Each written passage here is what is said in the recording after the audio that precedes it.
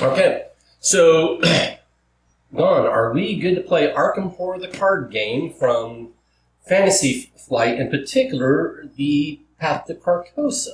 Path to Carcosa, campaign, yeah. All right, well, let's get it going. It's been a minute since. So our characters are in here. Yeah. And the campaign materials are in there on one side. Okay. Now you do remember I love to have all this stuff around where I can look at, read, and be like, "Why is this that way?" So that's my deck, and then your deck is Agnes, and it'd be in front of it. Okay. Yeah. You have your little character. I believe it was in there. Okay. I don't see it. I had it in there.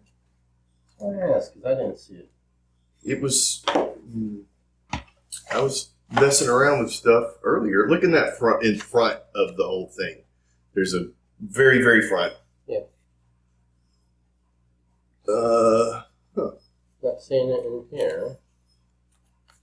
It was with these. Oh, there it is. Okay. She's just hiding. Okay. I find it comical that sometimes my two characters, now that I'm adding this, that two of my characters tend to be Zoe and Agnes, which one is a chef and one is a waitress. There you go. So if I could find a busboy, that might make me happy to get into that. Well, there's the jazz player and the lounge singer, you know.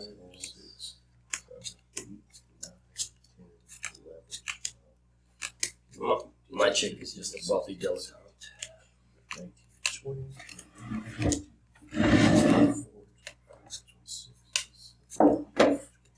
30,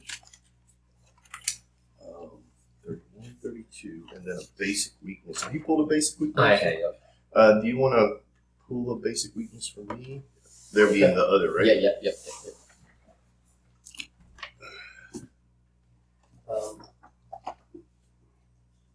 Alrighty. So some of these will have where they can only be used for certain classes. So right. Let me know if you need a refill. I'll also give you a mulligan on this.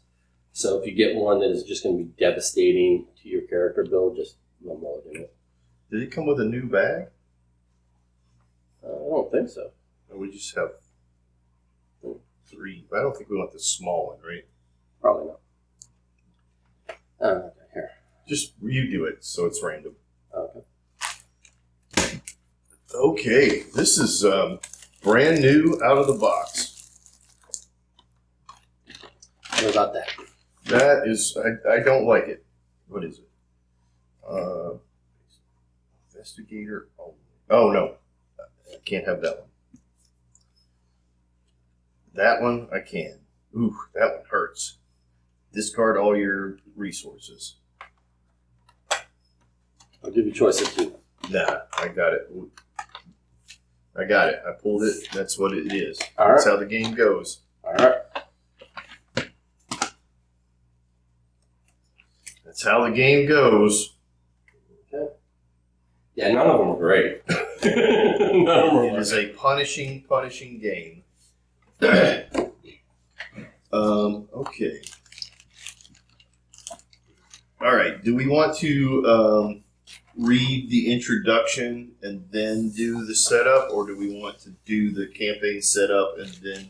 Well, we because there's an introduction, then there's a campaign setup, then there's the prologue, which is a bit of a play, and then scenario 1. We'll just go in order. So Okay. whatever order they printed in. All right. So this imprinted order, as you said. Okay. Have you seen the yellow sign? He mentions the establishment of the dynasty of Carcosa, the lakes which connect Hastur, Adelbaran, and the mystery of the Hyades. They make it hard. They make it hard unless you're like super already into it. He spoke of the Casilda and Camilla, and sounded the cloudy depths of Deme and the lake of Holly. Robert W. Chambers, the repairer of reputations. Those are all Lovecraft quotes from the books, right? Probably. Yeah. The Path to Carcosa is a campaign for Arkham Horror, the card game, 1 to 4 players. Contains 8 scenarios: Curtain Call, Last King, Echoes of the Past, Unspeakable Oath, The Phantom of Truth, Pallid Mask, Black Stars, and the Dimmed Carcosa. Each of these scenarios may be played on its own or in a standalone. We will be playing them in campaign mode. All right. There are new rules. New keyword, hidden. Some encounter cards on the Path to Carcosa campaign have the hidden keyword. Hidden cards that have revelation abilities that secretly add them to your hand. This should be done without revealing that card or its text to the other investigators. While hidden cards is in your hand, treat it as if it were in your threat area. Its constant abilities are active, and the abilities on it can be triggered, but only by you. A hidden card counts toward your hand size, but cannot be discarded from your hand by any means except those described on the card. When discarded, hidden cards are placed in the encounter discard pile. They do not remain part of your deck like a weakness. For the best experienced players are encouraged to stay in character and not share information about hidden cards in their hand. But we don't necessarily state, quote. It says in character in quotes, so. Doubt and conviction. Some story resolutions and interludes in Path to Carcosa instruct the players to mark 1 doubt or mark 1 conviction in their campaign log. This is done by filling in one of the boxes on the doubt or conviction at the bottom of the campaign log. Later in the campaign, some scenarios may be changed or altered depending on whether the investigators have more doubt than conviction or more conviction than doubt. Investigators have more doubt than conviction if the number of boxes, so just normal sense, right? Doubt and conviction are shared among all of the investigators, and they are not tied to any specific investigator. They have no game effect except when they explicitly referenced to by the campaign.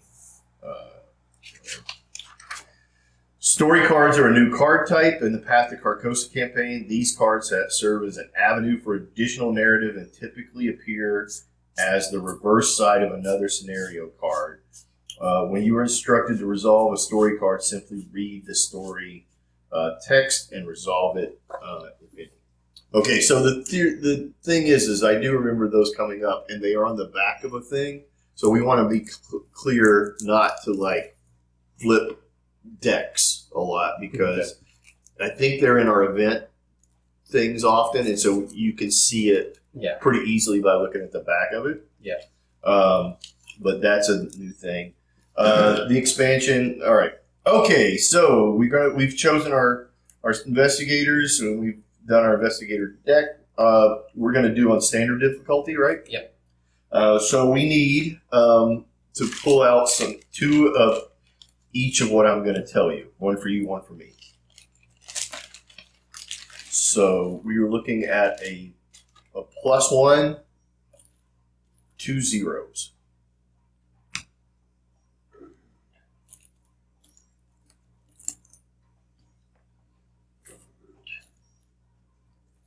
Okay. We're looking at 3 -1s.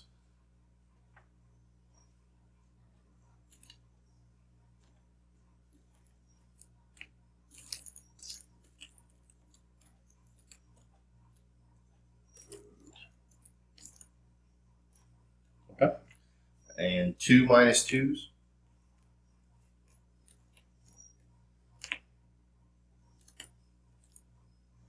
Okay. -3.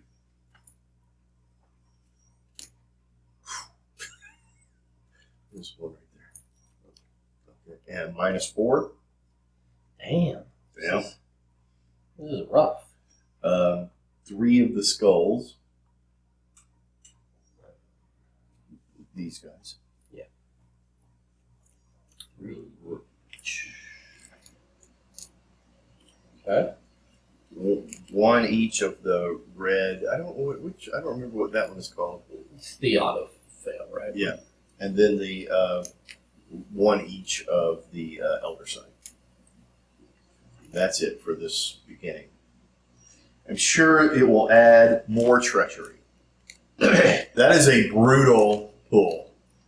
There's there's a +1, but the rest is all like negatives. Yeah, so there are only four things in the deck out of 1, 2, 3, 4, 5, 6, 7, 8, 9, 10, 11, 12, 13, 14. All right, so that's 15 tokens, and only 4 of them are positive. Or not negative. Yeah. Not bad. That sucks ass. Yeah. To be honest. Alright. But we aren't starting with any hoodie guys or these things, right? Here's a big Or nope. the No broken tablet ones. Yeah, none of those. Okay.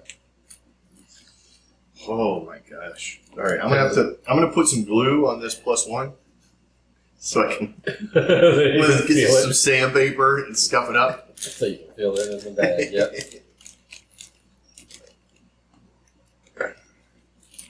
Wow. Yep. All right. So we've done that and we've done this. So we are now ready to begin the prologue. Okay, here comes our narration. You turn over a folded program in your hand, reading it for what it seems to be the 100th time. Miskatonic Playhouse presents The King in Yellow. It reads, a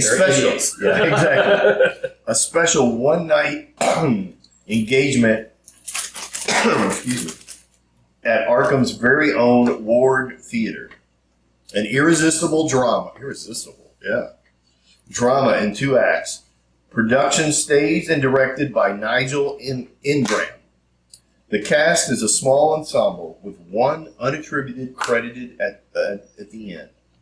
The Stranger, in quotes. To have such a highly anticipated play come to Arkham all the way from Paris is a noteworthy event, even if it is just for one night.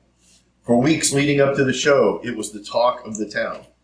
It seems so unassuming, and yet to have evidence of something sinister is at work. It started with the disappearance of one of the stagehands at the theater, a boy of only 17 who missed rehearsal one night and was never seen again. Then, less than 2 weeks before the performance, there was a musician whose corpse was found with a gun in its mouth. Perhaps most chilling was the crazed man the coppers had picked up in the Independence Square, who had been ranting and raving about the king's return. He was brought to Arkham Asylum, and you were surprised to discover that he was not alone in his delusion. Finding these events suspicious, you and your companions have delved deeper into the matter. Although no connection can be proven, these weren't the only strange events surrounding the up-and-coming play. Now, which one is it? Up-and-coming or prestigious? A minute ago, it was like, it's so noteworthy. Now it's like, it's up-and-coming. Well, is it up-and-coming or is it just upcoming? It says up and coming. Oh, okay. Yeah. Because it should be a prestigious upcoming. Because exactly. Yeah. Instances of suicide and madness have followed in its wake. You are determined to discover why. The lights in the auditorium dim and the spotlight shines on the stage. What unfolds is not quite what you expected. Slow pace and monotonous, the first act of The King in Yellow is a tedious bore. The setting and the characters are compelling, but the meandering and nonsensical story does little to entertain or inform. It's like a superhero movie. Let's restart the King in Yellow origin story for the 5th time. You begin to wonder whether the dreadful events surrounding the King in Yellow aren't connected after all. Perhaps it was just your overactive imagination. How could such a trivial and unassuming show cause such pandemonium? You are surprised when the first act closes without any rising action or revelation. The lights rise for the intermission. It's like a Chekhov play. and you consider leaving early, stifling a yawn. Before you are able to decide, however, you find yourself drifting to sleep.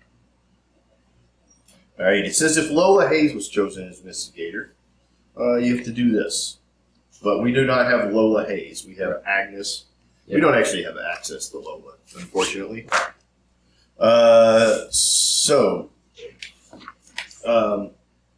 Otherwise, proceed to scenario 1. Okay, so we just go to scenario 1. Okay. You awaken with a start, as though shaken by an unforeseen force. You must have slept for quite some time, for there are only a few other patrons in the audience and no performers on stage. The lights are dimmed, and the stage curtains are tattered and ripped.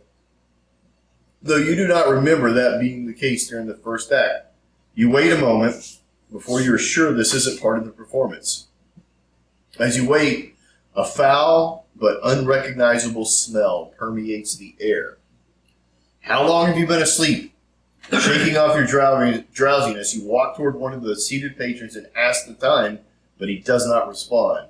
It is then that you realize you are speaking to a corpse. Oh, everybody's dead except for us. All right. Be special.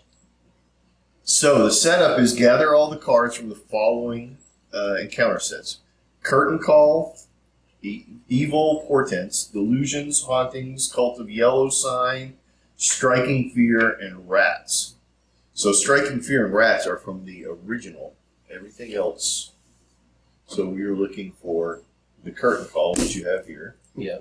And then Delusional, which are going to be these two. This symbol. Do you want to give me half of the deck, maybe? Like go through and find a split? Well, you can do it. Yeah, okay. And then, actually, you're fine. And then this is 2 crescent moons. That's not one of them, right? That is not one of them. Okay.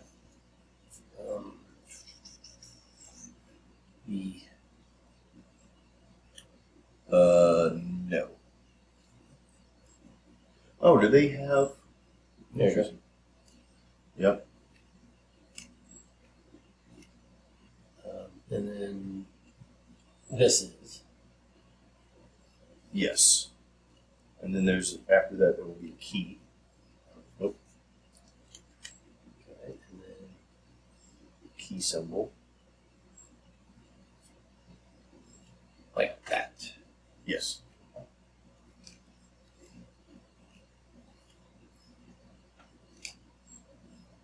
And then the roach. Nope. And I think the other 2 are from the original, from the core set, which would be over here. So Striking Fear, which is going to be in the back. Okay. And then, for the sake of our audience, I will explain that I am playing Jenny Barnes, the dilettante, in a flex build leaning agility kluber, and Don is playing Agnes Baker, the waitress, who's going to be our wizardry jack of all trades. Maybe, yeah. I haven't quite figured out how to play. All right, so I think what we want to do is do a bit of a magic shuffle. I'm going to go ahead and open this. All right, I'm assuming this is just. Oh, it doesn't have a hole in it. Do you have I will have bags. Do you have a tool? Oh, no, never mind, I got it. But for putting it away, I'll have bags. If we can make dividers and put a little thing in there, they just do that really well. What is this? This is from the previous, or is that? Yeah, that was that's intro scenario that we never played because we went straight to Dunwich. Oh, right.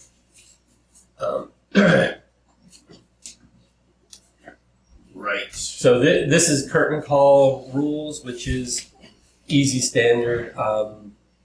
These skulls, which we have, are worth -1 because we're only 2 adventurers. And then we don't have any of these presently in our bag. Correct. Make sure there's nothing weird in here. And then the rest of this is the... Yeah. So it's A and B, usually. Agenda. Money, yeah, okay. And then we've got Act. Okay. And then the rest of these just get mixed in, right? Yeah, they... Yeah. Oh, no, these are locations. Oh, those are locations. Yeah, all this is going to be probably... What does it say about...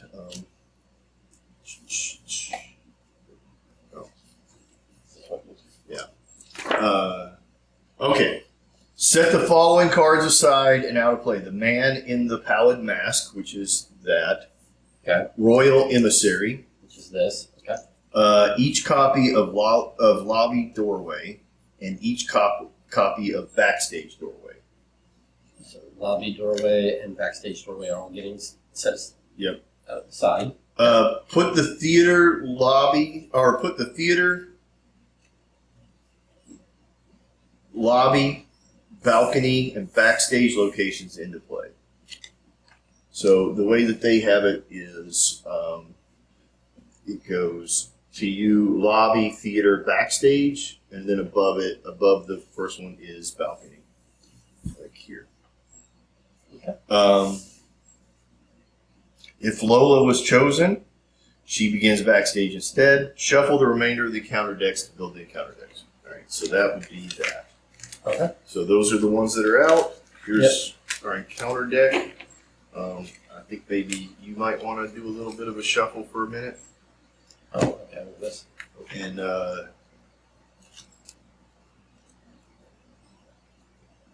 each begin in the theater. Oh, right. We just were watching the thing. Yeah. Yeah, we were not watching from the balcony. We were. Well, I'm a dilettante, so I assumed I was watching from balcony. I think you had front row seats. Oh, okay. Are you? I know you're a waitress, but are you also employed as my maid servant? No. Oh, okay. How'd you get a front row seat? I am part of the investigating company, and one of your jobs amongst all of us, because there's a large group of us, is to pay for everybody's shit. Oh, okay. I think it's like, hey, I think what we need to do is go over there, Jenny. I think that's how it works. Okay. And you're like, all right. So I think if anything, it's reverse. Is that my you're the boss. my white collar blase attitude will spend your money like crazy. Your blue collar? You mean? I mean blue collar. Yes. Yeah. I don't know what I'm saying. All right. So as a refresher, all right. I'm going to put the encounter deck up here. I think we start. As a refresher, what do we start with? That's what I'm looking up now. Cause Yeah.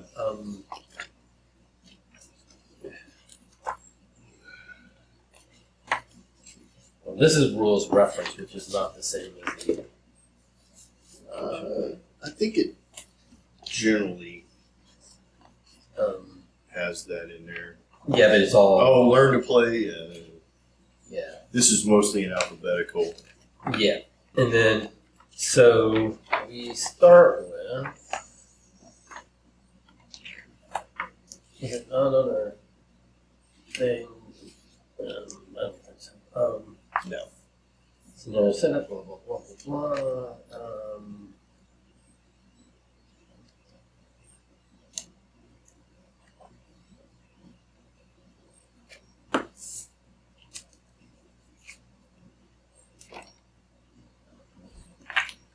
Boy, it's been so long. You would think that this would just come naturally, Yeah. but Begin to play. Da da da da da.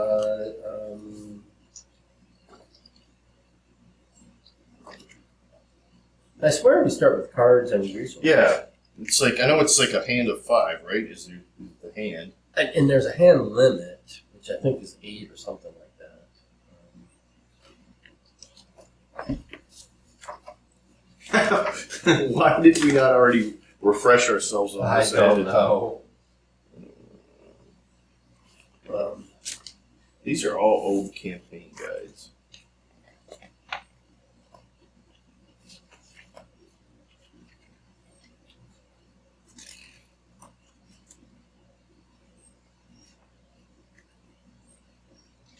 Page 8 of the rules reference.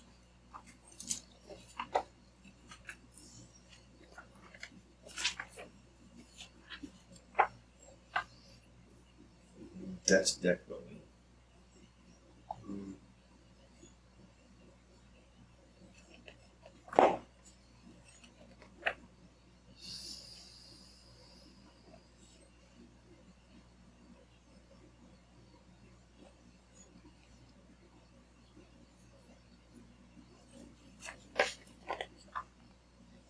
Here, let me have that learn to play. I wouldn't expect it to be that difficult to find something. I know. You just Fantasy Flight is just notorious about this kind of stuff. Once you know how to play, why would you leave it right in front of you? Showing you?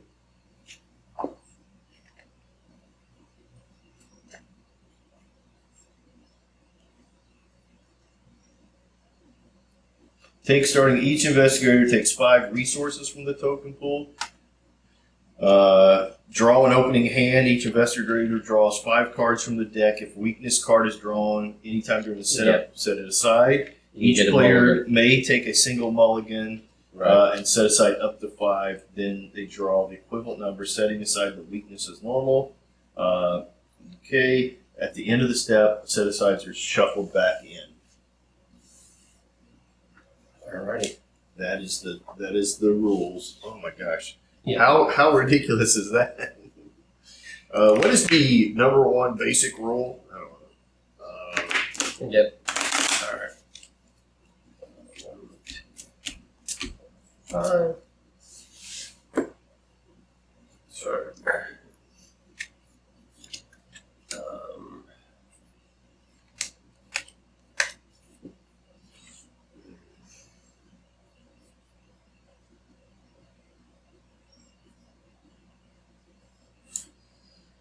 Sorry.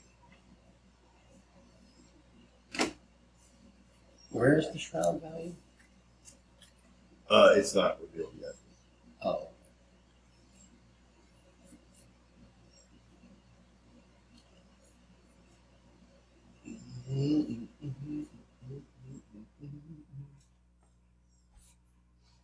Oh, actually, I will take this, I believe. You know, having not played this character and not knowing how it works. I think this is fine. I mean, I think I want all my cards eventually, so I'll take what I've got now. Yeah, can we just have all of our cards? That's one of the things I like about the other game we were playing is that your hand, like it's a deck builder where your hand is always the same and you're diminishing it. Yeah. I don't know what that mechanic is called, but yeah, I do enjoy that as well because then you're making choices in a different way. Yeah, you feel like there's less luck involved. right. Okay. Okay, so I don't know that we need a specific lead investigator, but I think for semantics, we'll have you be the lead investigator since I did all the reading early. Sure. And if you need to switch, that can be switched, obviously. Okay, and then we can take up to our standard is 2 turns or is it 3 turns? All right, so each investigator takes a turn performing 3 actions. Okay, 3 actions. And then the enemy phase, and then the upkeep phase. Yeah. Okay, so 3 actions. Okay, and we skip the Mythos phase. Then we first round. So we're, but we should read those. So if you want to read them, there's your shrouds. And stuff, right? No, those are. Oh, those are doomed. But that's how it's written on there. Okay. That's what I meant to say. 3rd act. The theater is eerily silent. The old wooden floor creaks beneath your feet, and a light rain gently patters on the roof as you explore the auditorium. There are more rotting corpses among the seats, and the rest of the crowd has vanished. Okay. Awakening. You pinch yourself to see if you are dreaming, and sure enough, your skin stings and reddens. You take a few deep breaths and try to think rationally.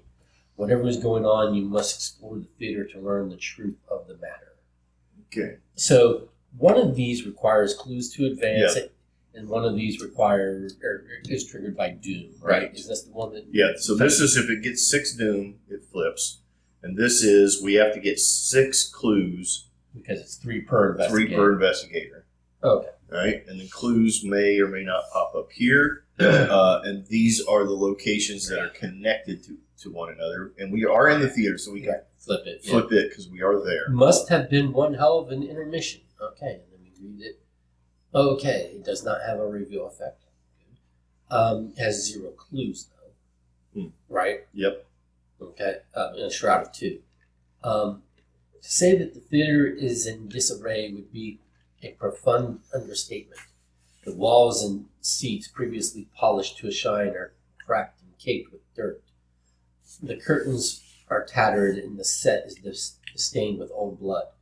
You aren't sure what's worse, the smell of rot or the nagging feeling that you've been asleep for a very long time. Okay. All right, just as a refresher. Yep. Because some of these icons we might need a refresher on, but we have 3 actions. Yep. We can draw a card or gain 1 resource. Yep.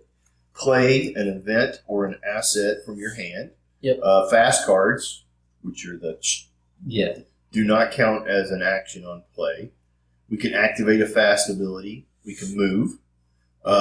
We can investigate our location.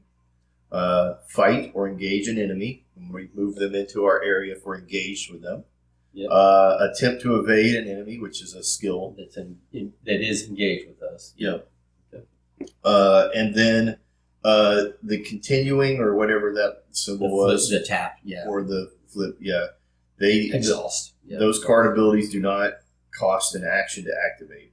Yeah. Fast or exhaust. Then it says, as a reminder, if you are engaged with an enemy and spend an action to do anything other than fight, evade, or activate a parlay or resign ability, each enemy engaged with you makes an attack of opportunity. Now, a comical thing is, I seem to recall that in several of these,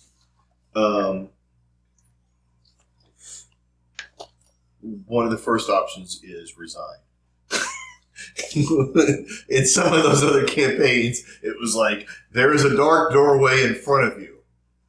Enter the doorway, go home. Right. Go home and have a coffee. Yeah. Or bourbon. Right. All right. I guess you can, Yeah. if you would like to go first since you are the lead. We don't have to keep the same order every time. Right. I'm the lead for this round. Got it.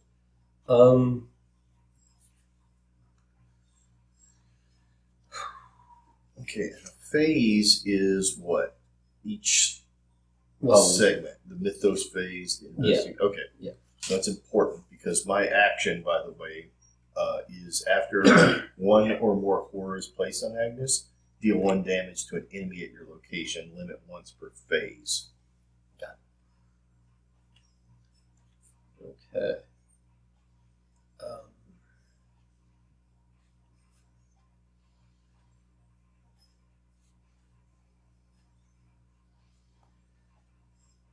So I want to put, for my first 2 actions, I'm putting burglary and arcane studies in play. So that's 3 of my resources. Closer. Yeah. Since this is short. Yeah, I didn't know how big the map was going to be. Yeah, Okay. exactly. And then for my last action, what I could do is, there's no clues here, but I could attempt to investigate this for the purposes of gaining 3 resources.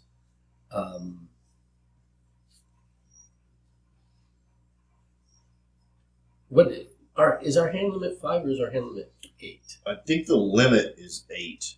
The draw is 5.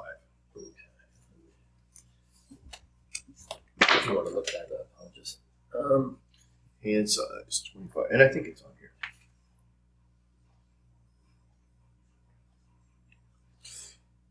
Yeah. So the last thing is check hand size, discard down to 8 cards. Oh, it is. Okay. Yeah. Okay. Okay. Yeah, right. Because the thing is you don't draw back up to 5. I was wrong. Yeah. It is You that draw 1. You draw 1 and gain a resource in the upkeep phase. Yeah, I gain 2 resources, which I have to remember. So that's why I just keep saying it every time because I have to remember to actually do that, so I don't short myself. Oh, you gain 2 in the upkeep. That is basically her ability. That's what makes her the wealthy character. Is she gains 1 extra during upkeep. Oh. But if we have the same elder token. You get Oh, 1 for every resource, and I get +1 for every horror. Yeah. So, she wants to have money. Yeah. So you want to have some resources, and I want to have some horror. Yeah. Yeah. All right. A Shroud of 2 is probably going to be as good as it gets. My base knowledge is 3, but I can spend a resource to make it 4. I'm okay with that. Okay, so here's what we're going to do. We're going to open the encounter deck with staying in the same place. My personal opinion is once we get this set up, the thing is move. Like if we are standing still and preparing, we're failing. So you don't want me to... But I'm saying I think at the beginning for the first round, I'm okay with the very first one, just because I think I'm going to put out 3 cards. Okay. So if I put out 3 cards and you do what you need to do, and then after that we're going to hit an encounter, which may give us something, and then from then on it's all negative. So I'm okay with us staying in a place, and then. But I think once it's going, we need to not be so, because we've gotten in trouble in the past for being conservative. Too slow. Yeah. Okay. But I think for this case, I'm okay with that. Okay. So I'm going to investigate my location in the hope of getting 3 resources. I just spent a resource, so I'd be net 2 if I succeed. Yeah. So it's a 4 versus a 2.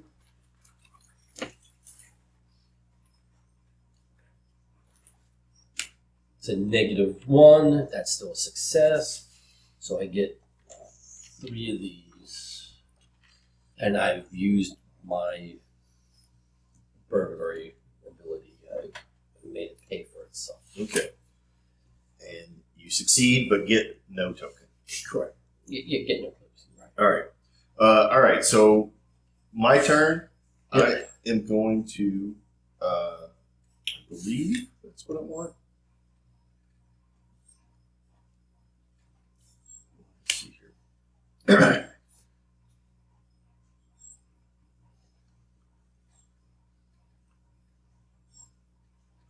I will actually do these 3 cards, and it's going to cost me 4. So already I'm a little resource dependent, but I have my shriveling spell out, which is nice. Yep. And I also have this. All right, so I need. What did we use? We used these on here. Oh no, we put resources on here. So I have 4 secrets. Yep. 4. If forbidden knowledge has no secrets, exhaust forbidden knowledge and take 1 horror. Move 1 secret from forbidden knowledge to your resource pool as a resource. So it's a way to gain resources. I have lucky, which is when a play would fail you skill test, you get +2 to your skill value for that test. That is a permanent thing for now, which is nice. And then my shriveling spell, which has 4 charges on it, and it is a fight. It basically is my attack, and it uses willpower, which is mine is a standard of 5. Nice. Okay. Yeah, I have the ability to pump up my willpower or my my intellect as long as I have resources to power it. Sweet. Okay. All right, so that is the end of the investigator phase. Yep.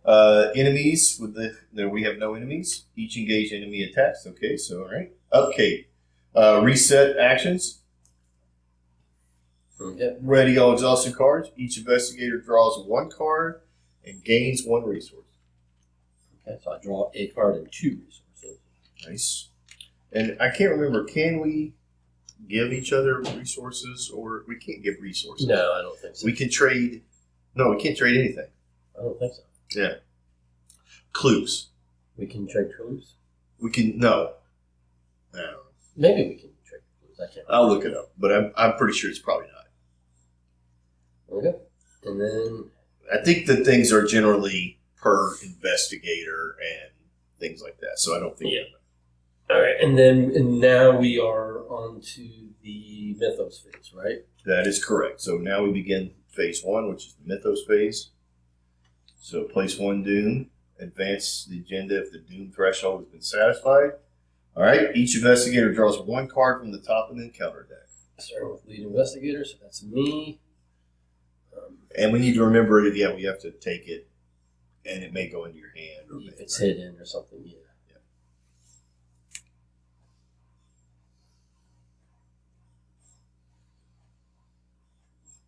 Okay, so I have back stars rise. I have to do a test of intellect 4. I have a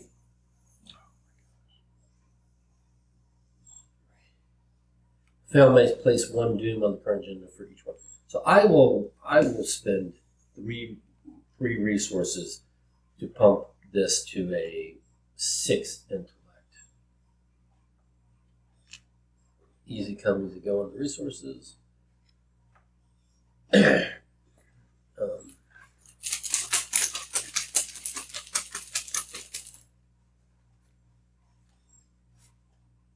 0, so I way overpaid resources. But at least nothing really bad happened. But yeah, I way overpaid resources on that. Okay.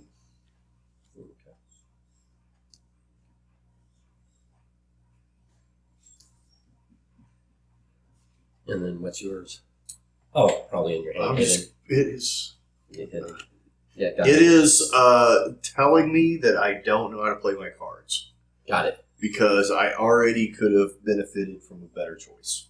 Got it. It will be revealed immediately. Okay. All right. I need to at this point look at the.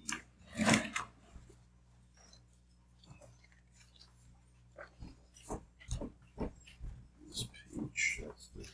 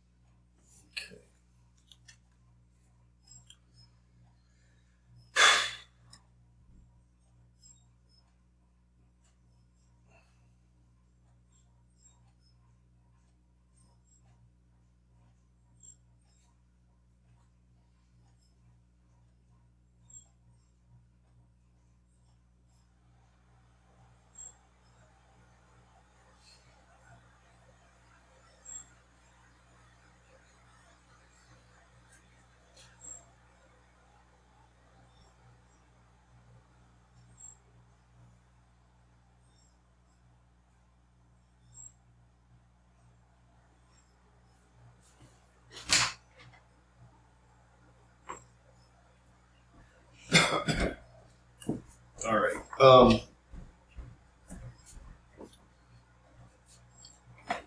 Have you finished the encounter? Yeah. All right, I've finished mine. All right. Can I go first? Yeah, you can be lead investigator. Well, it's not necessarily become the lead investigator. It's just order.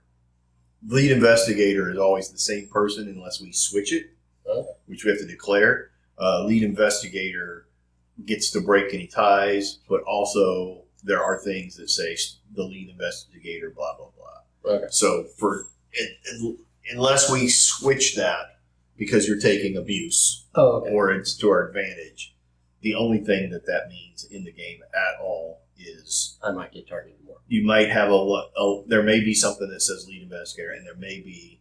So if we feel like later on that it becomes monsters are attracted, I would gladly switch with you. All right. Anyway, I am going to take 2 actions to get rid of this card because that's what I have to do. Which is I had Whispers in Your Head, which was the revelation was besides I had to put it in my hand, and I could not play events.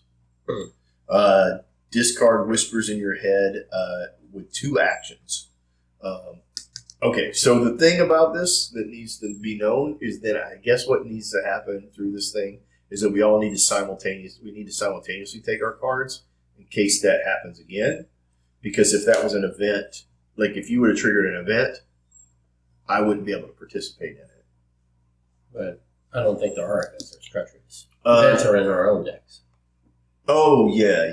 We can't play our own event cards. You can't play an event card, right? Yeah, you're right. Yeah. Got it. They're not playing events, they're playing treacheries. Okay. Perfect. I have a card that will allow me to ignore treacheries.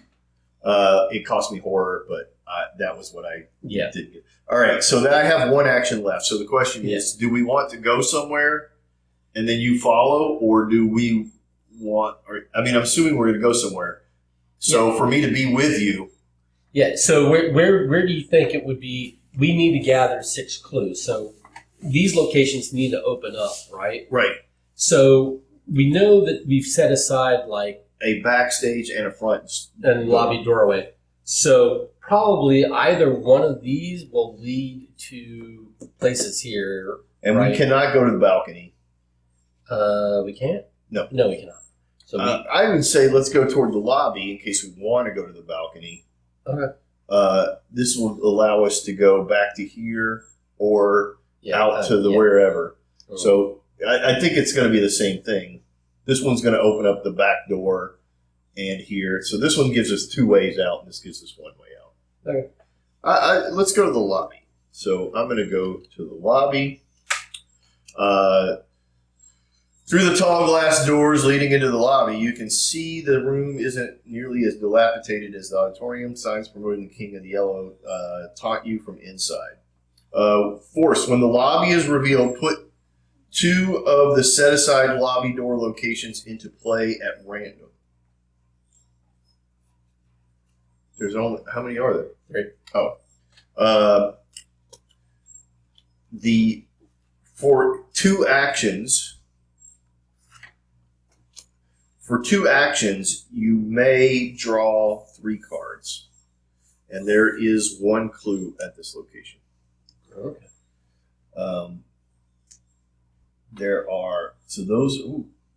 But it's a Shroud of 4. Yes. Okay. So I am here. So again, you can draw 3 cards. So that's a place to collect some cards if you want to sit there and burn 2 actions. Yeah. Which is more efficient than 1 action for 1 card for sure. Mm-hmm.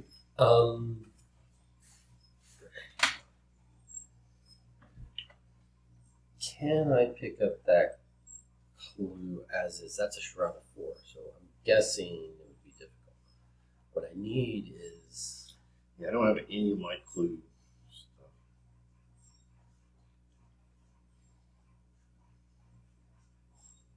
Okay. So what I need is another thing. Okay. We want to be separated or go together. Do you have any benefits for being on your own? No, not necessarily. I don't yet, but in my deck I have one. So at some point I might want to be on my own. Yeah, I wonder if we want to open up another door, though. Well, I'm considering whether to go open this door. I don't think we want to be like 3 away from each other, but someplace that we can. But if I go here and then here, that's 2 of my 3 actions. Yeah, true. Yeah, all right. Well, why don't you head backstage? Also, maybe Lola's back there. Since we didn't use her, maybe she's just hanging out back there. Let's at least take a look. The set is different from what you remember of the play's first act, decorated with a backdrop of an unsettling sunset. Force, when backstage is revealed, put 2 of the backstage at random. While you are at backstage, each hidden treachery in your hand counts as 3 cards instead of 1 for the purposes of counting your hand size. Ooh. Yeah. And now it's a clue, but it's only it's a shot of 3. So we'll just put them on the backstage door. Okay. I'll put these here for now.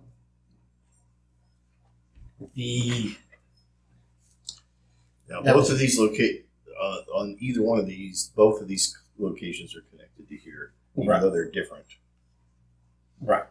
Okay. Yeah, and then that's a shroud of 3, and it has a clue on it.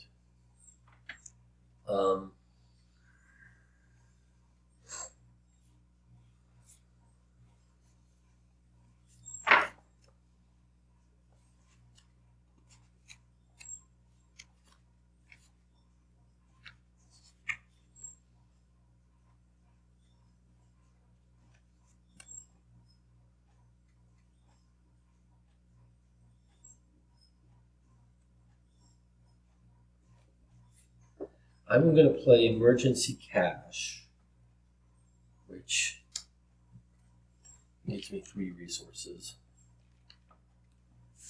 And then... Oh, I might be playing this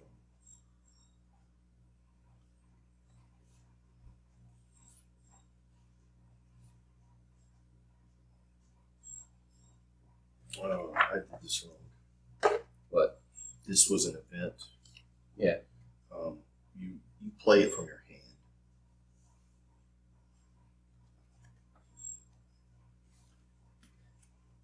Yeah, it's once and done. All right. So here's what I'm going to do to retcon that. Okay. I paid for the thing. You paid 1, yeah. Oh no, that also sits here. So I'm just going to take this back, Okay. and I'm just going to say that I screwed myself over. Okay. I could have played that. I misunderstood how to play those events. So Yeah, the events are once and done, except for like my hidden pocket event, which attaches itself. Which this would have not been able to be played.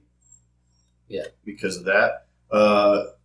So I played 2 cards, and then what did I do? I played 2 cards, and then I moved. Right? I mean, you definitely moved. Oh no, I moved afterwards. I played 2 cards. You spent 2 actions. I thought I played 3 cards, but I only played 2. You played 2. No. The first time when I did this. Yeah. So I think what I'm going to do is to retcon that. Is I would have for the 3rd action, I either would have picked a resource or a card. Okay. So I think I'll just add a card to my deck. Okay. To make up for that action that I took that I couldn't do. Yeah. Now I'm back to work.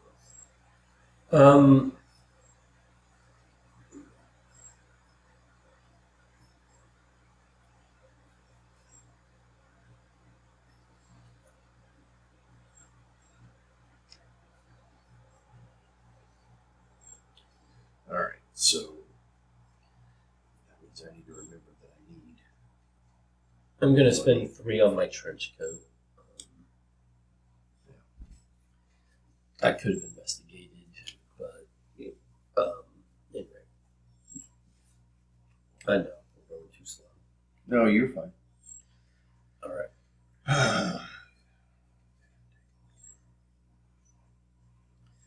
So now it's upkeep, right? Yep. Okay. So we each get a card and a resource or resources. So you get a resource, I get 2.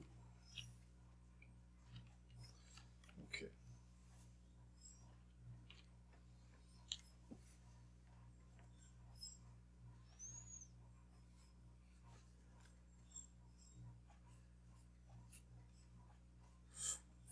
And Shroud is tested by the book. Investigate is the book. Yeah. Which is intellect. But yeah. As opposed to lore and some other Arkham games. Arkham games. Yeah. Willpower, intellect, strength or might or fight or something like that. Agility. Okay. Ready for the... Here's yours. Yep. Here's mine. I have a monster. So it becomes engaged with me, correct? Yes. And I've got this, which is in my play by threat area. So I will actually put these beside me. Put my threat area. This is the first time I perform one of the following actions: move, fight, or evade. Each round, it costs 1 additional action. Force at the end of my turn. I will test.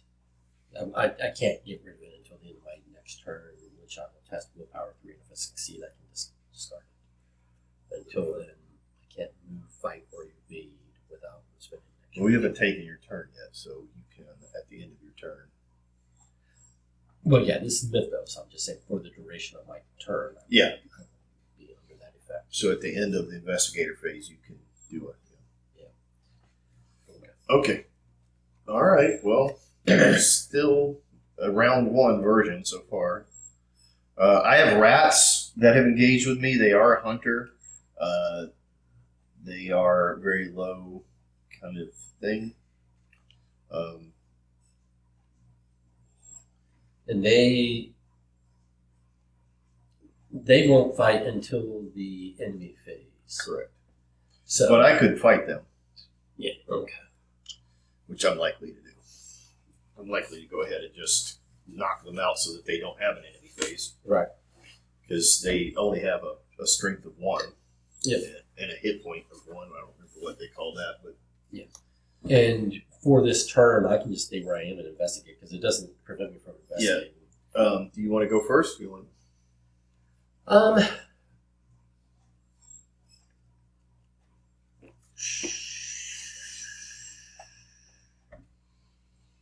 Sure. Okay. Let's investigate. Okay.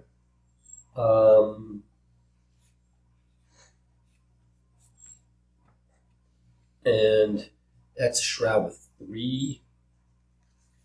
So I'm going to spend 2 resources to.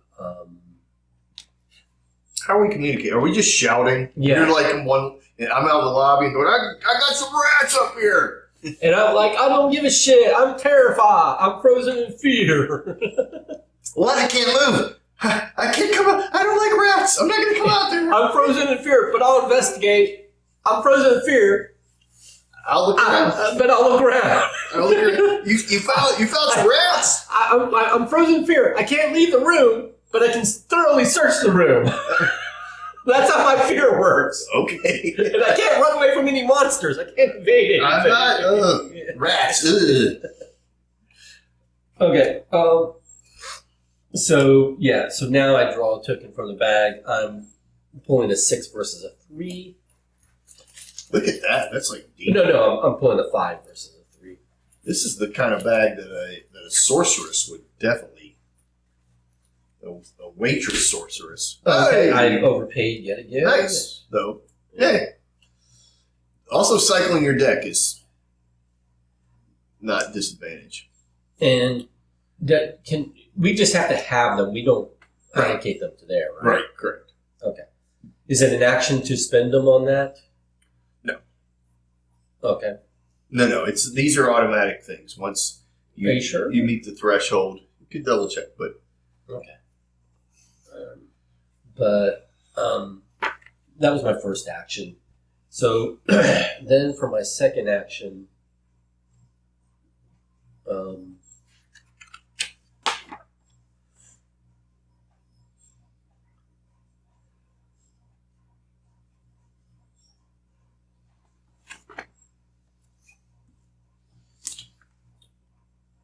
it is a free trigger usually, unless it's stated. Okay. Okay. Cool.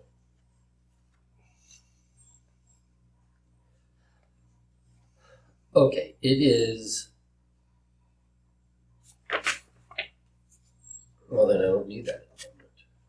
Okay, then I can just hold that. 2 actions left.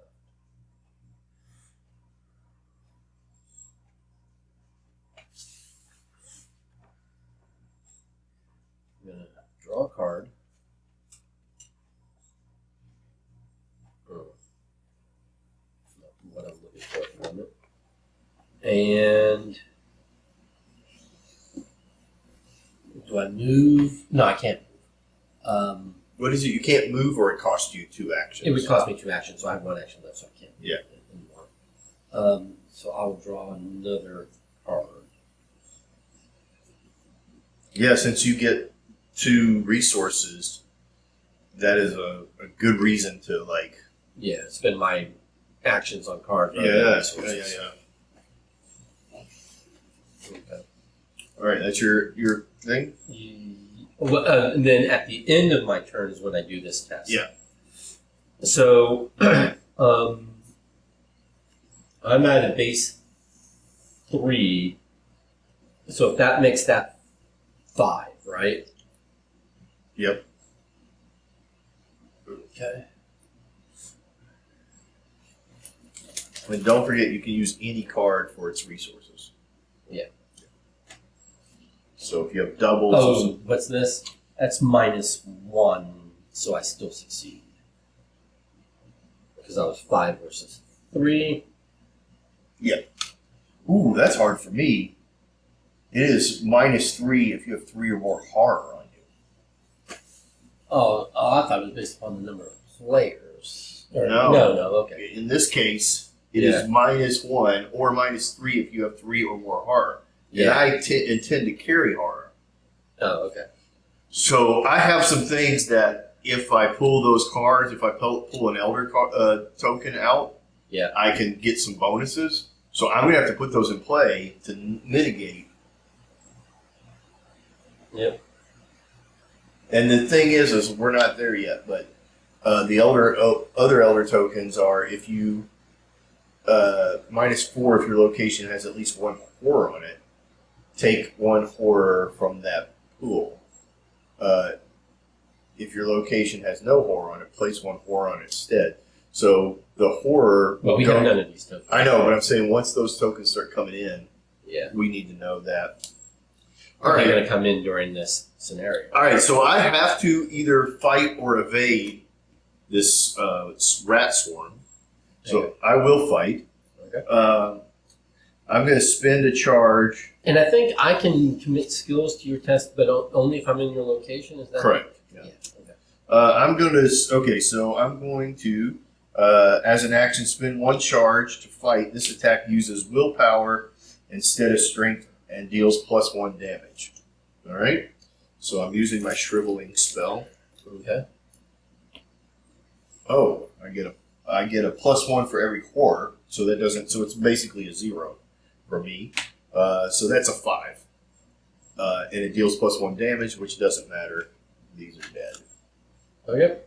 No bonuses, nothing. No victory point. Yeah. Okay. Just the simple. They got underfoot and caused a problem for me.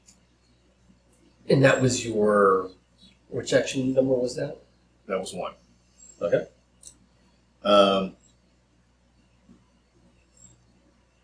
I will go ahead and move for my second action just to get us going. I'm going to open up that lobby door. All right, they're side by side. An ornate wooden door leads into one of the front areas of the theater. All right, so for an action, you can investigate. You get +3 intelligence. Is that right? For this investigation, after this skill test ends, discard each card in your hand. Ooh. And there is one thing. This says the green room is supposed to be relaxing. Oh, we're in the green room. Hey, I like the green room. And it does have a victory point. Wow, I don't want to get rid of all my cards. It's 1 clue per investigator, so it's actually got 2 clue on it. Oh, yeah, you're right. What am I missing there? So Shroud 5, and then when you investigate, you get +3 intellect for the investigation, but whether it succeeds or fails, you discard your entire hand. I don't like that. So that's my action 2. Okay. I can only go back to here. Yeah, I you can't go to here. this one. Yeah. So I think I'm going to leave this. Okay. Because I've got too many cards in my hand, and some of them are important. Yep. So I'm going to have to go back. Okay. All right. So that's the end of the investigator. There's no enemies on the table. So now we do upkeep phase, which is reset your actions. Draw a card and take your Resources. 1 for you, 2 for me.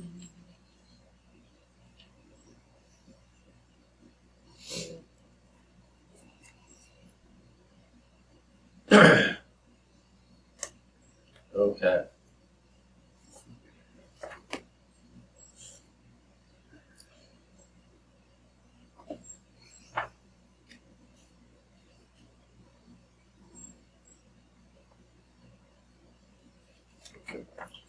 All right.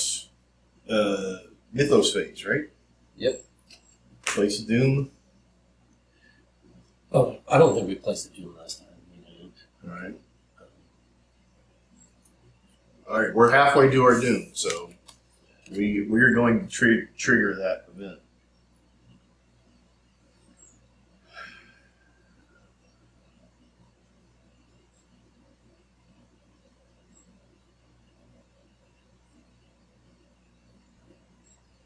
Well, that sucks. All right, so I get a surge. Because there are no cultists in play. Ooh, now I have a...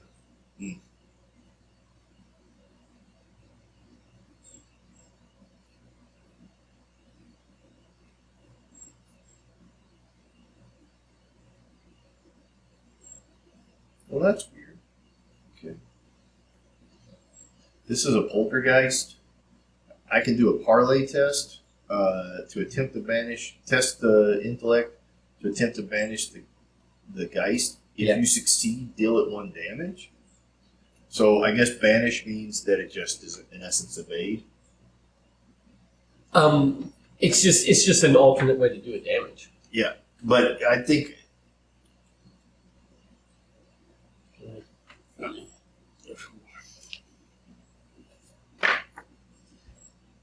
And it doesn't, because it's parlay, things like I had where I couldn't fight, I could parlay, but I just couldn't fight. It would let you do the action, parlay action. Cannot be damaged except by spell, relic, or encounter cards. Yeah. So because you can't fight it normally, they're giving you parlay, which would be another way. Oh, to do like 1 damage to it. But it still stays and still fights you? Yeah. Interesting. So parlay... you can attack it with your shriveling spell. Yeah, no, I know. You don't have a relic, so you can attack with the shriveling spell, or you can attack it with the parlay action. Yeah. Who says I don't have relics in my hand? I don't know. I know. But you don't have them in play, right? I don't have any in play, and I probably don't have any in my hand. Because I don't even think I have relics. Relics are pretty powerful. I think those are usually held by brown or yellow characters. No, well, with that investigator expansion I had, the forgot whatever, one of them too, put relics in all of the decks. Oh. Like the runic axe is a relic in blue, and so forth. I'm coming close to my There's a skull that's a relic in green. All right, so that was the That was that aim. Now we're at the investigator. Yeah. So what is happening here is this has 2 extra doom until it's gotten rid of with each successful investigate action can get rid of one of those doom. Oh, so we are 1 away from. Yeah, we're Sure. at 5. Yeah. Yeah. Okay.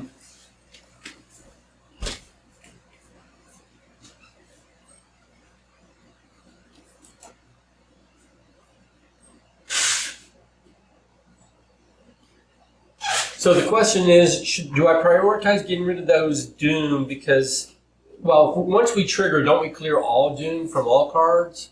Yeah. Okay. So we might just let it happen. That's the question. Do we just let that happen and I just move on to try to find clues, or do I stay to deal with it? I mean, what are we at? We're at 1 clue. Yeah. I mean, we're gonna have to get some clues. So, what do I do to get this clue? Just a Shroud Fort. okay. I might give that a shot All right. if I can kill this. All right. Well, go ahead and go first. All right. Well, the first thing is I got to fight this guy. Okay. He's got a fight of 3. Is that right? So I have to beat a 3. Well, what's the 2? That's his hit points, right? I don't remember the anatomy of a card. Yeah, I'm pretty sure that this is their fight skill that I'm like. The fight target. Yeah. Okay. And he's going to be doing 2 horror to you if he attacks you? Yes. There it is right down there. Should be in the Right. be able to learn to play. Okay. Well, yeah, that's it. So I'm gonna fight him with shriveling. All right. It uses this. Okay. So that's 5 to 3. Okay. I will. I'll just go straight up. See what happens. Okay. Oh, that's an automatic fail. All right. I don't have anything. Oh wait. It doesn't have a retaliate. If a symbol is revealed during this attack, take 1 horror. So I take a horror. Yep. No, it does not have retaliate. All right. And we don't have that when monsters auto retaliate. No. On attack when they're attacked. I will do it again. All right. All right. So +1 for each horror. That's 1. So that is 6. It doesn't do an extra damage. Versus a 3. This does do +1 damage. So I do 2 damage to it. Okay, so you got it. Yeah. And was there victory on it? I don't think so. So that took me 2 turns, and it surely used my spell quite a bit. I thought there was victory on something we had. This has a victory. This location. Okay. Oh, okay. And we get that just for having revealed it, right? Yeah. Okay. No, we get that if we defeat it. If we take a all the clues. clue. Yeah. We take all the clues. Okay. I believe that is accurate. Okay. We can double check that later. Yeah. So I will.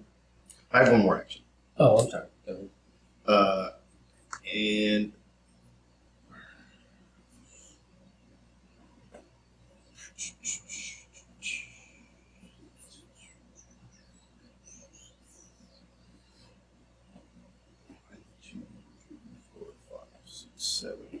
I'm going to play a card. I'm going to put my Bloody Pete into play. Okay. So that's my 3rd action. So I don't think investigating is the right thing to do. So, all right. So I'm going to move here. Okay. Oh, I missed. Oof. What's the? I need to look it up. What's the? Is that? Where's the campaign book? Were you trying to look up? Well, I can't tell you. Oh, okay, gotcha.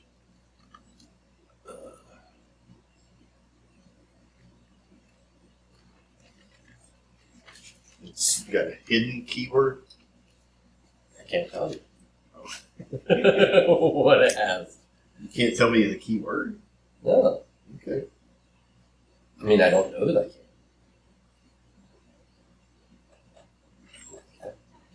Um,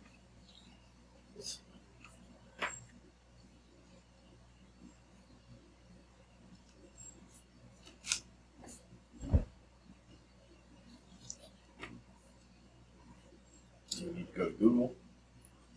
what kind of card is it? It's a location, right? Mm-hmm.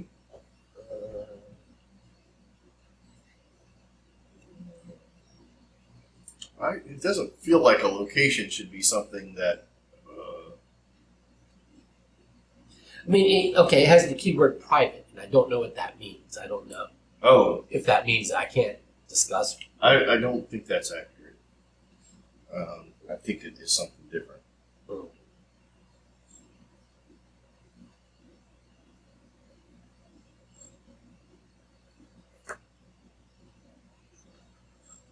Arkham Horror keyword private.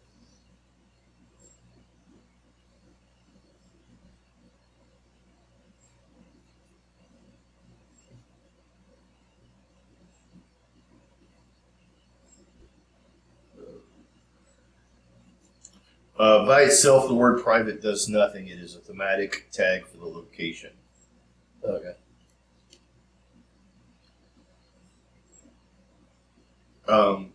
There are card triggers. A keyword becomes relevant when an encounter card or treachery or an act agenda references it. For example, a scenario event might force you to take damage or drop clues if you end your turn in a private area. Okay. So It's got a act. You can go up there to heal horror for 3 actions. Yeah. For an entire turn after you're starting your turn there, right? Yeah. But it's got 0 clues and a shroud of 4. So that was 1 action. boy, this is like in and out, in and out. I guess I'm going to move here because there's got to be a clue somewhere in this backstage area. Okay. Oh. I made a mistake.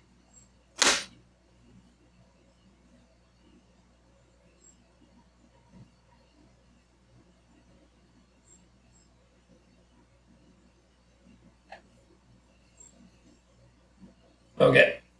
So it's got 2 clues, a shroud of 3, but I can't deal with those clues just yet because I've got a swarm of rats, right?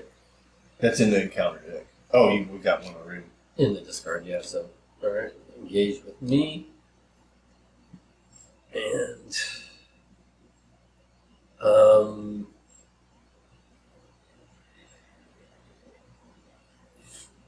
so for fast, which means it doesn't cost me an action, I will pull out my switchblade. Mm-hmm. Well, do I even need a switchblade? I'm sorry. Because it's got 1 HP, so doing the extra damage doesn't help, and this doesn't increase my fight value at all. No, but does it have an action that's fight on it? What's the? It has an action fight, so you can't can- you just fight without You can weapon? use, yeah, but you can use this as an extra. So what's your right now 3? Using this as this, it gets you 4 instead. For evade, but not for fight. Fight? Wait, what is it? It's a fight, right? No, it's Oh, I thought it was a fist. no, Sorry. it's a green card. So Yeah. it's- well, I mean, not all green cards are, but Yeah. it happens to be. So the thing is I could pull out my knife, but that would be helpful if I needed to do extra damage. Yeah. You only need to do 1 point. If it doesn't do any, if it doesn't add to your skill throw, I would use something that can beef up your skill if you want to do that. Yeah, I ain't got no punchy. So I can either fight him or just let him ping me. But I cannot investigate while engaged. Is that a true statement? That is true. Okay. You could like evade them. Yeah. I could probably succeed at evading him, to be honest. But he's not a big foe, so I got a long way his resources on evading him. I mean, he won't hit you if you evade him. That's the only thing. And then you can do other stuff while they're just sitting in the corner watching you. Well, but not till my next turn, because this is my last action. This is your last action? Oh, okay. Well, they're going to guarantee to hit you. Alright, I will attempt to fight. It's going to be a 3-on-1. Yeah. Don't at the moment have a way to pump that. Yeah, so then just do it. It's the same as ignoring it, right? Or it's better than ignoring it. Okay.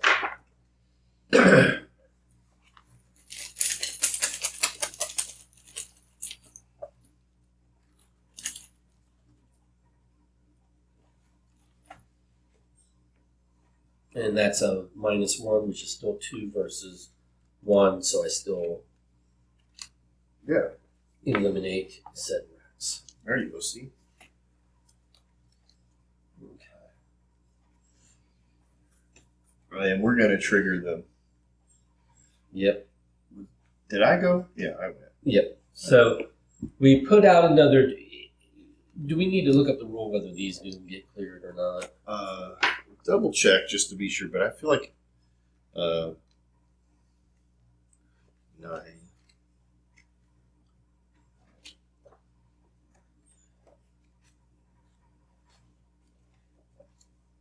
Oh, before we do that, we have upkeep. I'm sorry. I don't give you my right. Agenda deck. Page 3. A lot of go here, then go there.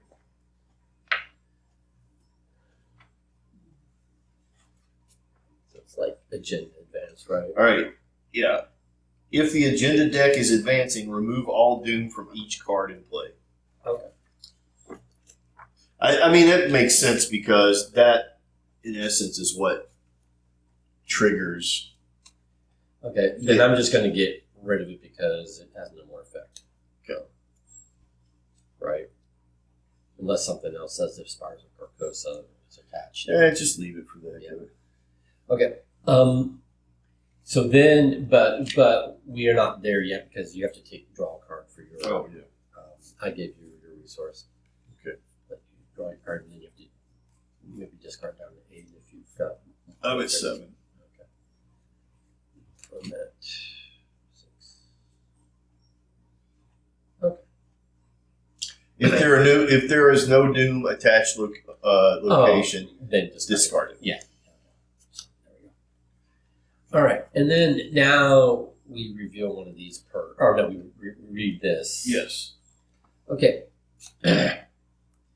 Abruptly, the malformed body of an unnatural nightmare slams onto the stage, its slithering tendrils reaching into the aisles. It opens its maw and lets out a shrill, piercing song. The melody is uncanny, the notes sear into your mind, pain rounds in your forehead, and blood runs from your ears.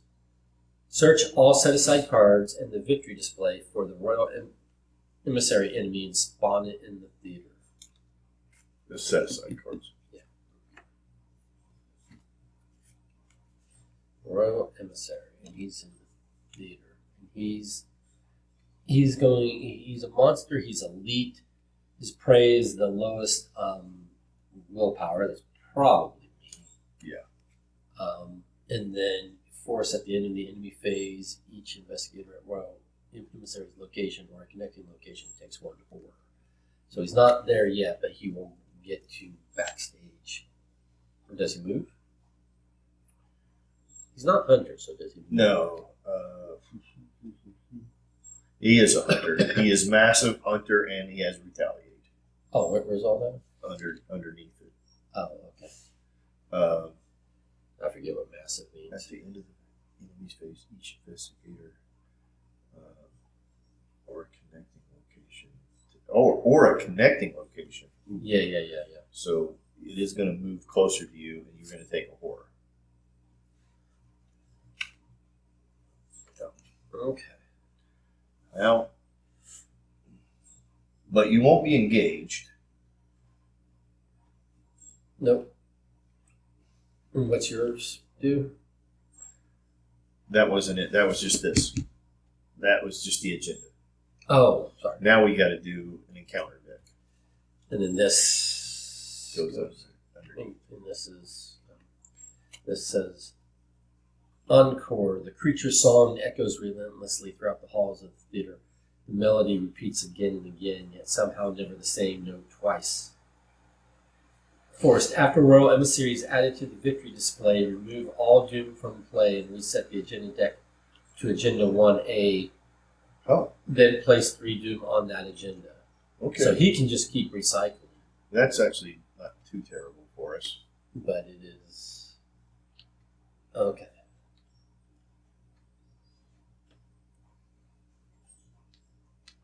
The challenge is everything is connected here. So the problem is he's going to come back out again. Yeah. I can deal with him once, but like once only. Yeah. I could probably...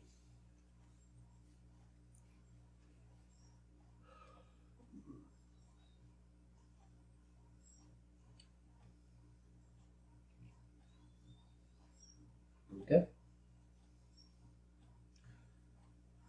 Okay. And then what was... Oh, and then we have to do... Yeah, so now we're at the... Yeah.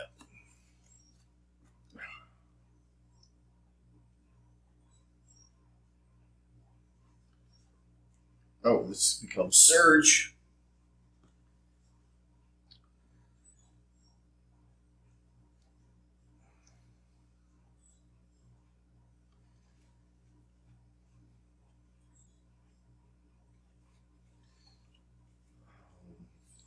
Okay.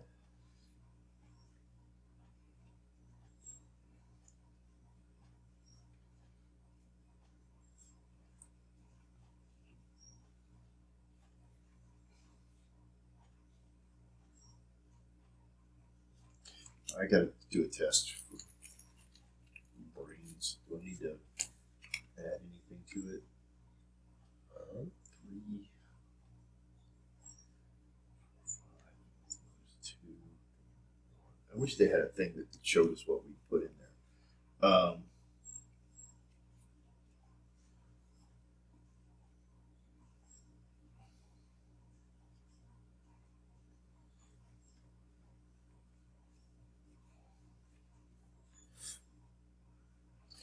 I will just test it straight up. That is -1, so that is a pass. For each part you fail by, I did not fail. Okay. It is -1 unless you have 3. Okay, good. All right. I succeeded. You obviously didn't. And it counts as your hand size. Yep. All right. I know this thing is going to come at you. I'm going to fix a mistake that I made. Okay. I'm going to go pick up those 2 things. So That's what you're doing with your turn? that is what I'm doing with my turn.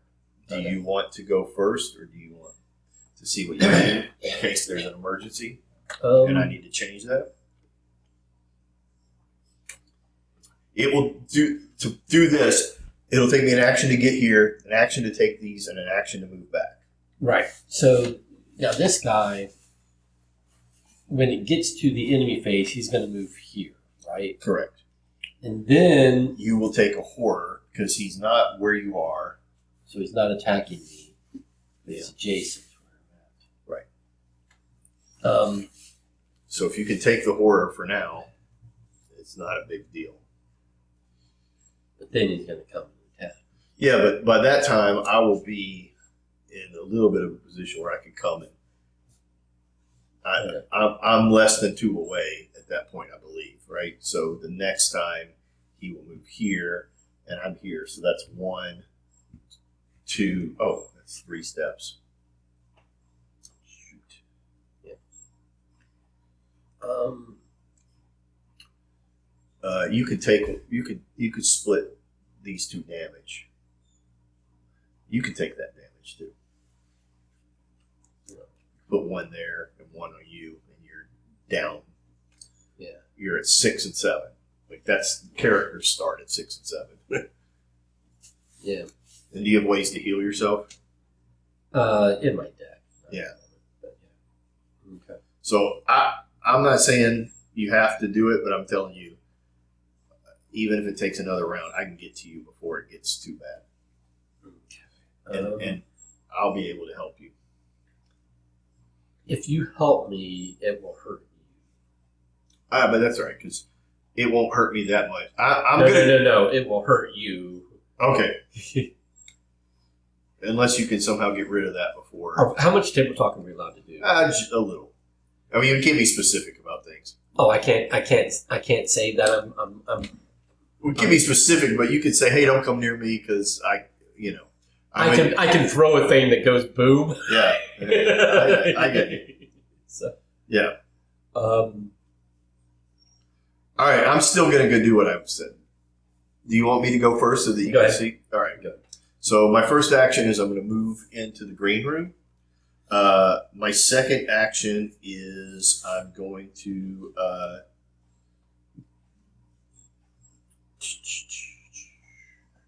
where to go? I'm going to cast Dawn because I may not make it. Drawn to the flame. I'm going to draw the top card of the encounter deck, then discover 2 clues at my location. So I take this, oops, do that, and I discover these 2 clues. So I didn't have to go through all that. Nice. And I don't have to get rid of my cards. Okay. And this is a test, and I'm gonna throw a little bonus at it. And I'm going to throw guts at this. So I'm testing horror for each point that I fail by lose. -1. I didn't need that. That was way overkill, but better that than being stuck there. Okay, that was on revelation, so that's not an action, right? And then for my third action, I will move back here. Fair enough? Okay. And that brings me down in my card count a little bit. Your turn. Okay. And if we need to, we can flip that, but I think we maybe I need to start doing that because I sometimes forget if I'm going.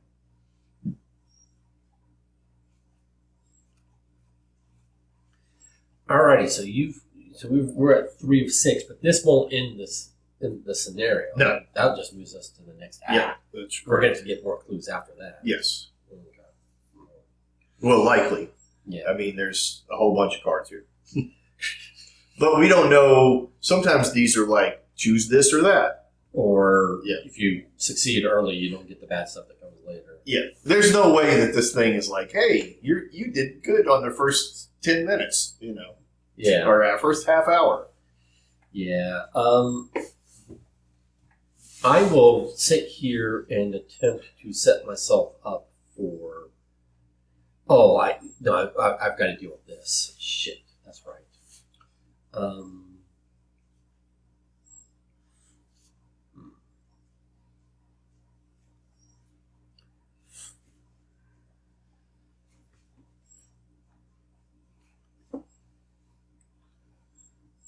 Oh, so that will go in our victory pile.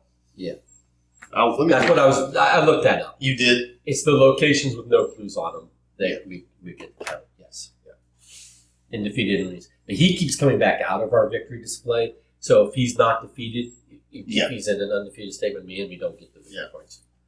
He's only worth 2 at the end, regardless of how many. I'm going to try and figure out how to do some damage to him. I mean, I can get, if I hit him. I carry 1 boom. It's like if I use the boom, it's done. Yeah. Let's do.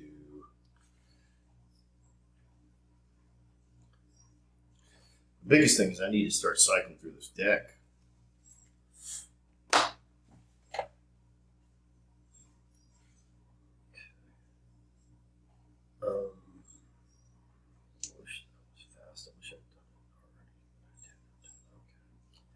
It is what it is. Okay. Oh, you know what? This is a free action. I'm going to take this free action. I'm going to take this, which gets me a resource, and I take a horror. Okay. That horror is going to go to Pete. Okay. Because you'll heal it. At the end of my turn, heal one from Pete. Right. Okay. So, yeah, that was my thing.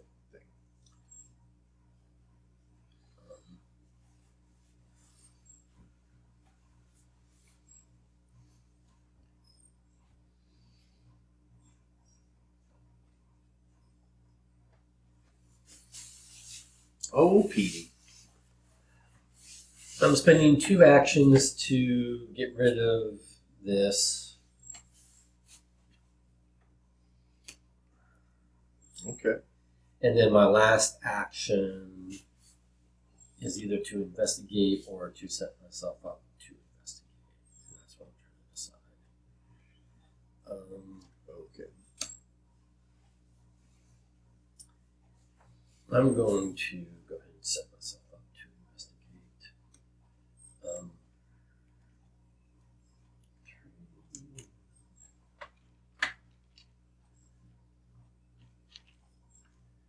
So I know I haven't investigated, All right. Monster's turn?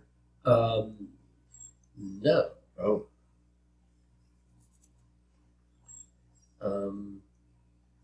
How do you still have a turn? Oh, you might have a fast. Your arcane studies and blah blah blah blah blah. Okay.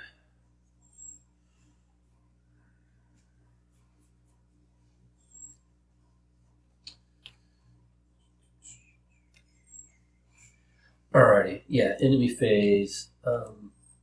So he's hunter, so he moves here. Yep. And then he does me 1 horror. Right? Everybody at the location or a connecting location. So yes. So yellow and moon. And you are at the moon. So Okay. And then upkeep phase. so then that does that. We flip these. Card. 1 card and 1 resource. 2 resources. Oof. I like that, but I really want more cards. 1, 2, 3, 4, 5, 6. Okay.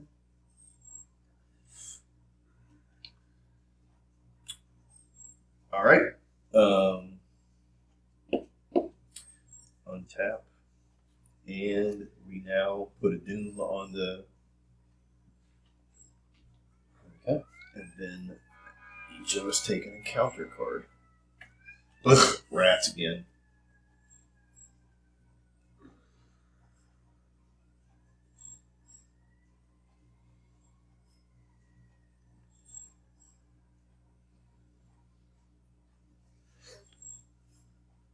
He's not a cultist, right? No. The Royal Emissary? No.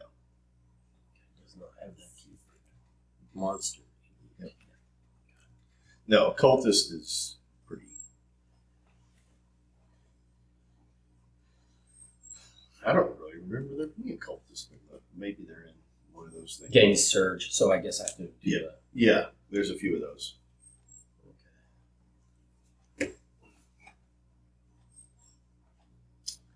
Well, it's spawn location. It happens to be my location, which means he's engaged with me. He's a fanatic. He is a cultist now. Well, that was good timing if you're going to get it. And then revealed location with the most clues, which was my location. Forced after enters play, move 1 clue from fanatic's location to fanatic.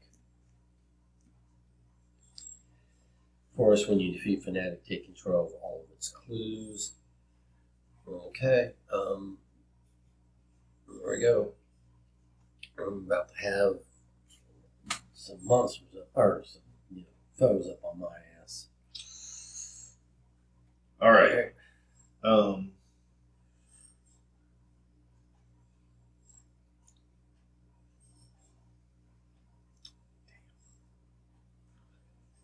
have a little bit of a problem.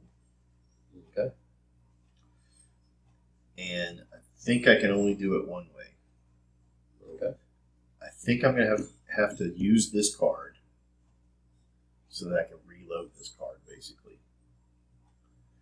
Because once I become engaged with this guy, I can't engage it. You can't do what? So I only have one use of my shriveling left. If I go and fight him and spend it, but I don't kill him, right, I can't get one out without him attacking me for 2 damage. But if I attack these rat swarms, use this, and then I have another one, and then play that, then at least I go into this fight full. Yeah. So I think I'm going to have to do that. Okay.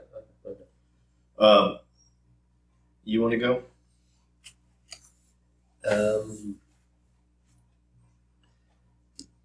So I've got these guys. So while I'm engaged with them, I can't move without taking Correct. the damage they do. Right. Okay, unless I evade. Are they hunters? No. So you can either take the damage, or you can evade, or you can fight.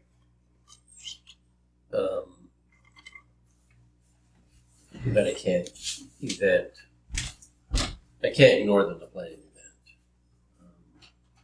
event. Is that true? I don't know. No, I think you just take the damage. Right, that's why I can't ignore them. I have to take the damage if I. Yeah. Yeah.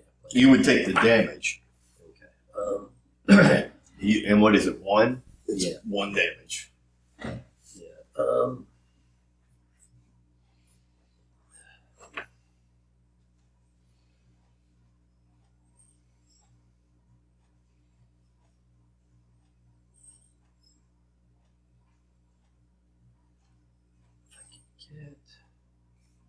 Don't have what I want. Okay. That's fine. It is what it is. Okay. So fast, I play this. That doesn't cost me an action. Let's get all my stuff down. Okay. Now,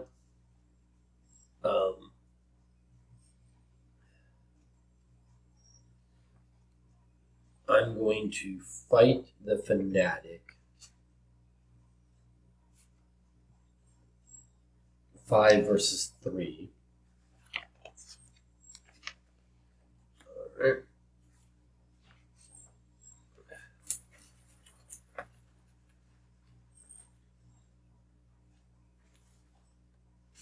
That is 4 versus 3. That is still a success. Okay, so then he gone. Okay, and if I defeat him, I take control of all his clues. Okay. So you fought him? Yeah. Nice. Okay. Now, and then,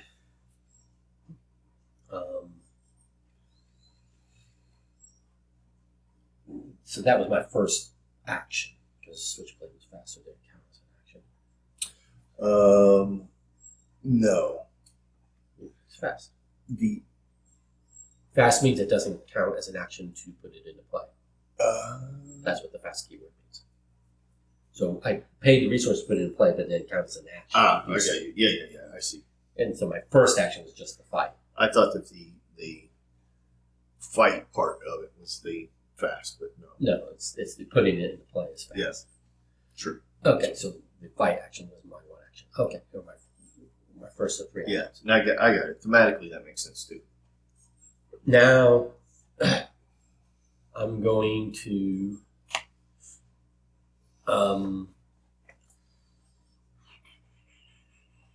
throw dynamite.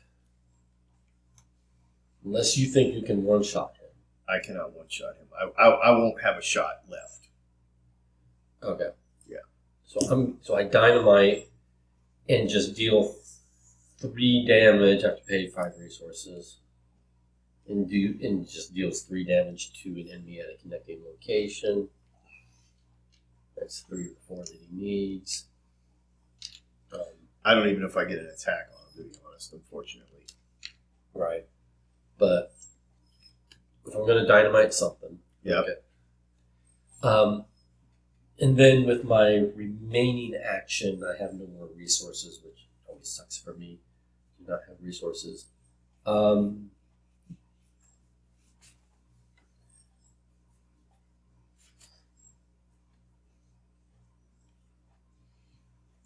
I will.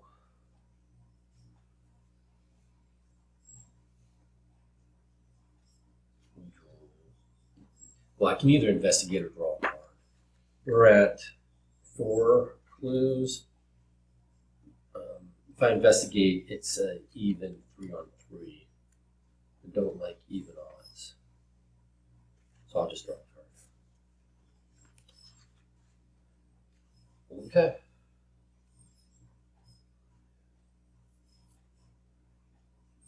Ready? Yeah. Did you go before me? No. All right, I'm going to. This is going to be overkill. I'm going to attack with shriveling against these rats. There was no way for you to use that last shriveling against him. Just move and use it against him. Oh, wait a minute. Now that I've weakened. now that he's weakened, I might be able to one-shot him. That's my plan. Yeah. So, all right. Well, I'll take the damage, and then move 1, 2. What's the damage for? I have a rat swarm. And by leaving them, Oh, gotcha. so I'm taking a damage. Okay. And then I will attack him.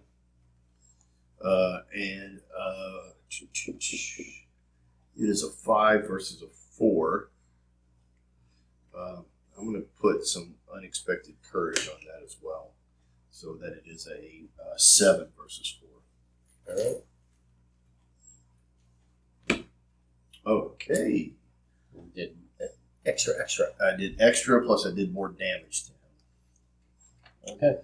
So All right. he's gone, and he's presently in our victory display until we cycle the agenda again, and then we'll come back out.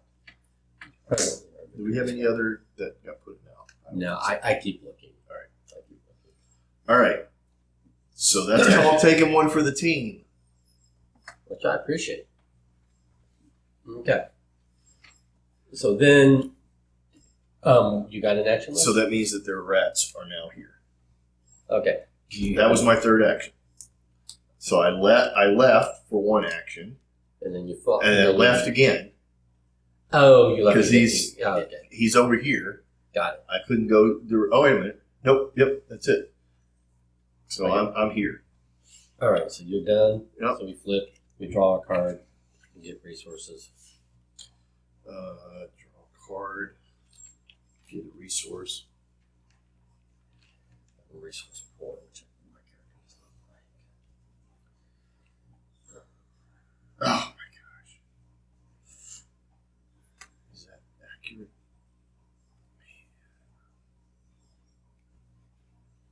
Okay. Discard all your resources. Oh, you got your weakness. That is a problem Yep. because I was just about to buy. Oh, this is gone, by the way. Yep.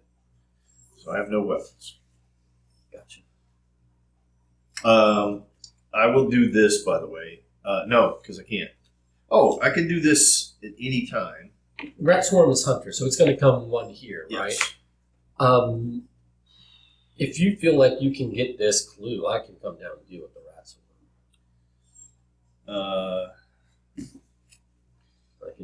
I can give it a shot. It's a Shroud 3. I mean, I could beef up my. Or I can just stay and do it. Like Just if stay I, and- if, just if, I, stay if, and do if I do it, I can. It's still not coming directly to me, so I don't know. Maybe I'll go fight it. Who cares? Okay. What was that? That was the event card.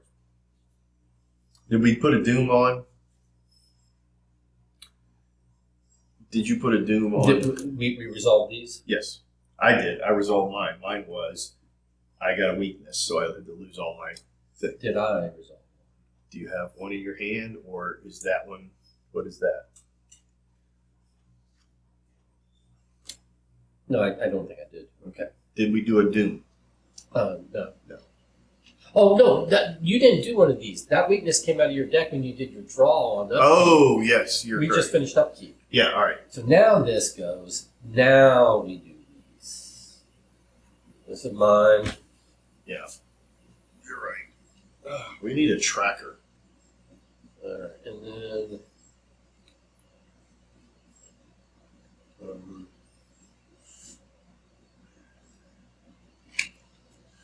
Surge.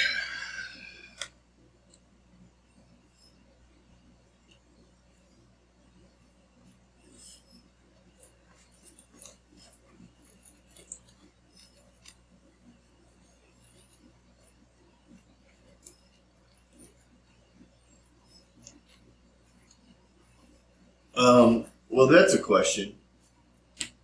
What order does that happen? Draw a card, take a resource. All right. Okay. All right. So, what now? Okay. I'm going to do this. Okay. I'm going to tap this for a resource.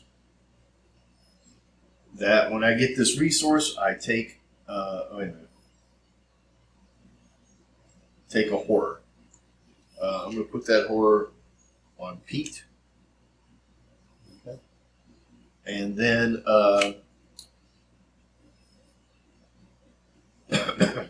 play that resource here, which says when you draw a non-weakness treachery card, cancel that card's effect, then take one horror. This was I would have to use 2 turns. I don't want to lose 2 turns. Yep. So I'm taking a horror. So now Agnes has 2 horror. All right.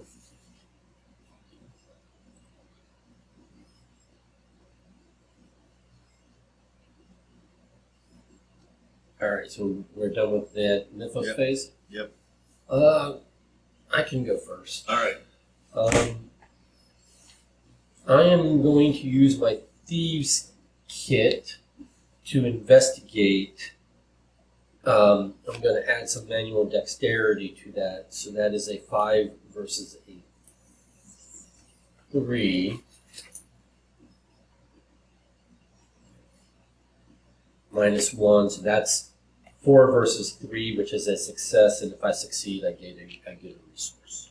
As long as Was this the one where one of them came off and went on to the monster? yeah, and then I got it when I defeated the monster. Yeah. So at this point,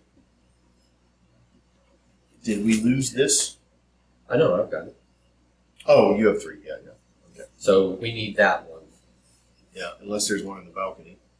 right? Which we don't know. But. Question is, do I want to run up to the balcony? Oh, that was my first action. Yeah, okay. Right. Yes, correct. My first action was to investigate, which I did successfully. So now I have no reason to hang around. So I can move, or I can put more shit in play.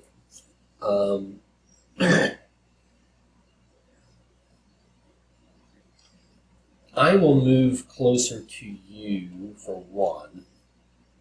And then I'm going to put Dig Deep into play. What Dig Deep does is the ability to boost my willpower is redundant, but it now gives me the ability to spend resources on boosting my agility, which, because I use agility for investigation, is useful. And I am with you. And here's the thing. I am with you, and I have a card. Okay. As far as tabletop goes. Okay. So I can be helpful if something comes while we're together. I can be helpful. Fight it. If you want to fight something while we're together, I can be helpful. I don't see anything we need to fight while we're together. I just need to get some money. Oh, did this move in the monster phase? It hasn't been the monster phase yet. I mean, in the previous enemy phase? No, it didn't happen during. Oh. Didn't it? When it happened, did we just skip right past We it? did skip past it. Yes, you're correct. So it's there. Ugh.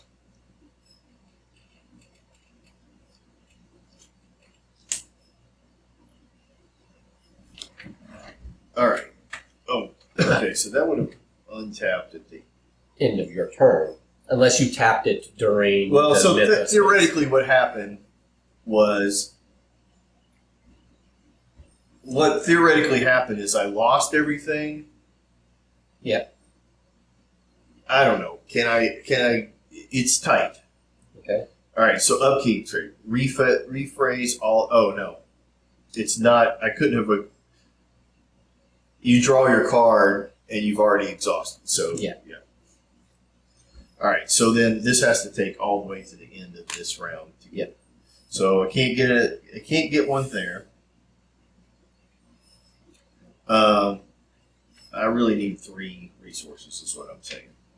I gotcha.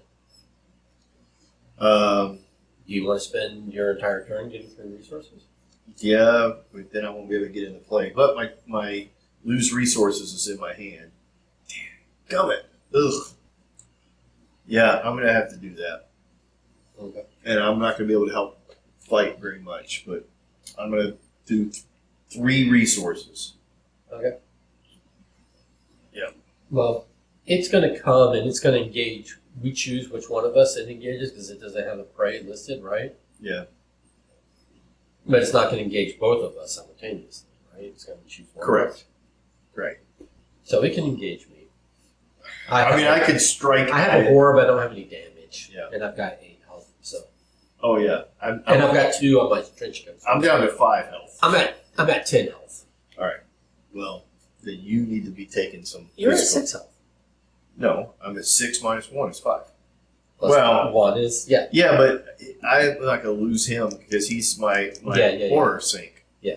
I mean, I guess I could because I have another one, but that's my horror sink. Yeah. No, but when I count my 10, I'm counting the 2 then. Tell you what, I should have done is I probably should have taken that draw action and taken 3 cards to cycle my deck a little bit. All right, go ahead. So that's my action. I took 3 resources. Okay, so then we're done. Enemies. Okay, so it's going to move here, and then we're going to choose for it to engage me. Okay. And then It will attack. we engage enemy attacks if it. Okay, so it auto engages when it moves into Yeah. the location. Okay. So I just take One. I just take 1, and Yep. there's no ifs, ands, or buts about it. Yep. Okay, we'll just go there. At the end of my turn, I'm actually gonna. Yeah, no, I'll put 1 here. I just don't want to lose the trench coat. Okay, so I'm gonna put another 1 there. Okay, but he just gonna hang up there. That's fine. And then upkeep things, right? So yes. draw a card, get our resources. 2 for me. Okay.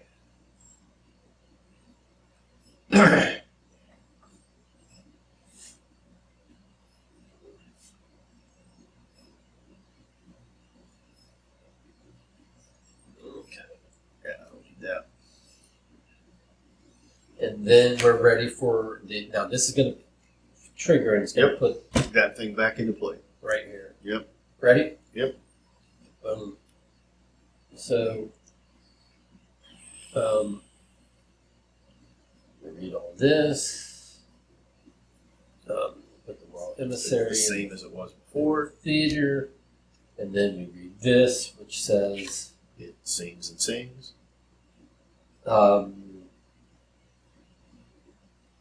yeah, with 3 on it. So, okay. Okay. And that just keeps happening until we solve this. Yeah. First thing, because it's only 2 cards, right? Yeah. All right. So now we kind of know the system. Yeah. So then, encounter deck. Yep.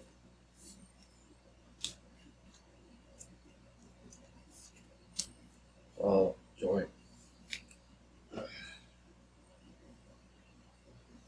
I've got poltergeist that I can't do much with other than parlay it. It's fine for the moment. That's it. Because it can evade it. I can't fight it, but I can evade it in theory. All right, so unfortunately, we have a spirit here, which is attached to your location. Forced after you leave attached location, you must either take one horror or lose one action. You may have an action to place one of your clues on the attack location. Discard the spirit's torment. But then we won't have enough clues for the. So we can put a clue here to get rid of it, but then we have to find it again. Yeah. Okay. And that's just penalizing us if we move away? Is that all it does? Okay. So you take if you move away, you take a horror or lose an action. Right. Now he's adjacent to us, so he's going to come. He's going to move toward us. And he's massive. Does that mean he engages both of us? Yeah, that's correct. So to some degree, the biggest thing that maybe what we need to do is get rid of. What do you got over there? I've got a swarm of rats and a poltergeist. What's the poltergeist can be defeated by? It's a spell, a relic, or the parlay. Okay. Which is, just a test knowledge or test intellect 3.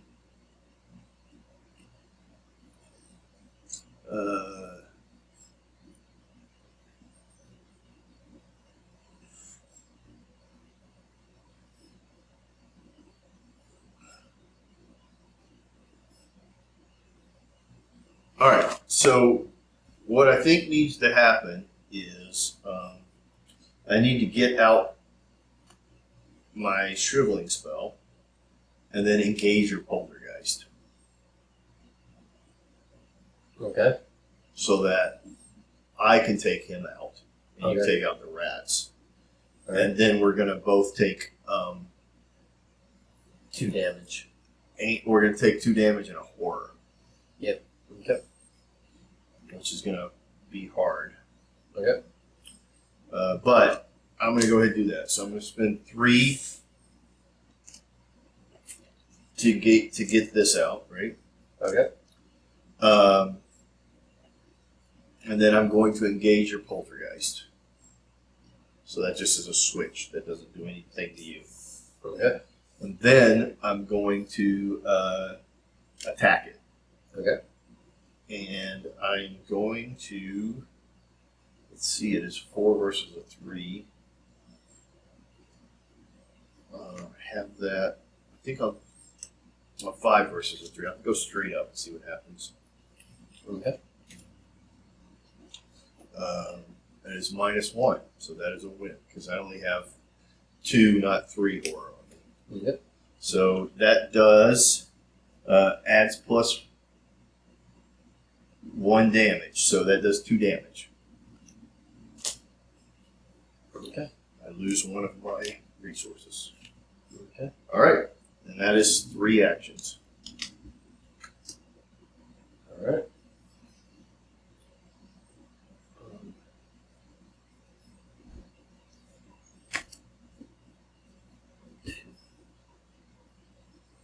If I move over here, how much?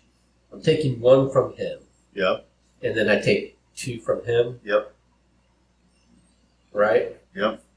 And then he's going to come after me because I've got the lowest willpower, right? Right. Okay. But if I can come over here and get this clue, like if I can take all that damage and horror but get this clue, is it worth it? That's the question.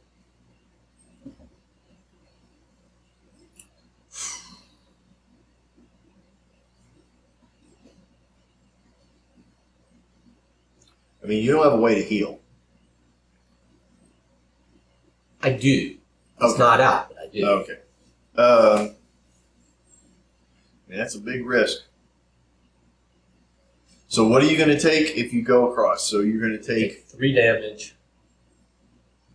And then he's going to come after me. So you're going to take 1, 2, 3, 4 damage.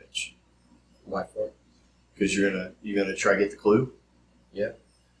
Because you get the rats. Anytime you do something that is every time you've moved away from them, they stay here. Yeah. Yeah. Okay. Yeah. So you can take 3 damage. Yep. And then he's going to do me 2 more damage and a horror. So you're going to take 5 damage and 1 horror. Yeah.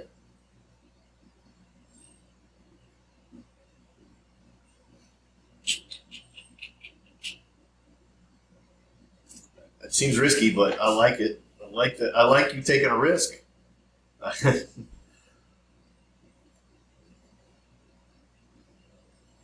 Can you do any damage to him?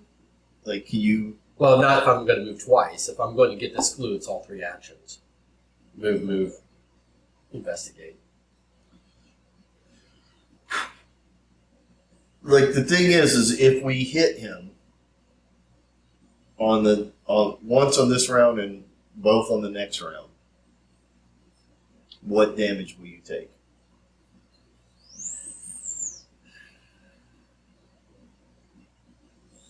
Well, so you'll take two. It'd be 4. I'll be taking 4 and 2 horror or whatever. I mean, I don't know. Yeah. Well, if you wait it out, you're going to take 2 and 1. Like if you stay here and we wait for him what to I come don't know is if clearing the act will remove him from the board. Right. That's what I don't know. So if we take the chance and you wait for it to come here, yeah, and then we both hit him, or I guess if you move to him and attack him, he won't move. So if you move to him and attack him, I'll do attacks this round and deal with this. And then the next time I move to him and attack him, and hopefully kill him, and then you can move. Yeah, we'll just have to deal with more of these. Yeah. The longer we wait. Yeah. And these have been punishing to me. And I'm going to have to attack that rat swarm before I move over and attack him, but that's not that big a deal. So you want me to just attack the rat swarm, is what you're saying, and then move. And then attack him. Well, can I even move? I mean, what was the penalty on this? Oh. Place one of your clues. Oh. Wait a minute. So we either have to place a clue on that, or you have to take a horror, or lose an action. I mean, I'll just take a horror, but if you leave attached to the location, you must either take 1 horror or lose 1 action. Yeah, I can just take a horror. That's not the biggest deal. I mean, it seems to me that if you took a swipe at the rats, which is a low, you should be able to beat them, and then move over to him and take a swipe at him, you're likely to thin him down, and you're going to take less damage. And then I will come in and take a swipe at him. And then if he's dead, you can... Yeah, I just can't pump. I can't pump my strength yet. Oh. I'm at strength 3 and I can't pump that. So I don't know that I can hit him. Right. Like dynamite was my one, fair enough. Big thing. You can evade him. I can evade him. Guarantee you can evade him. And that actually, massive evade, I wonder what that, we got to read the rules on that. I would take a chance in evading. Or does massive mean he can't be evaded? No, he has an evasion.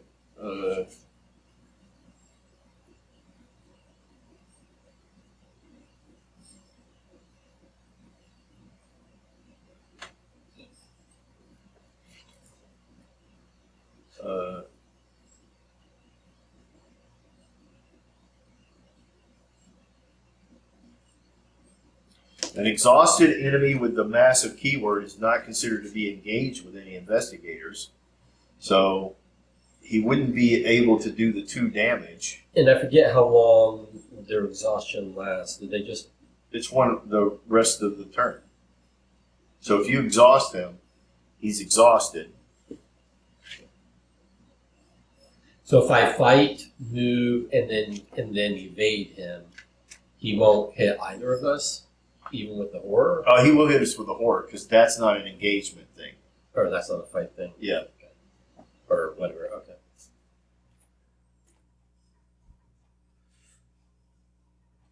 Alright, I'll go that route.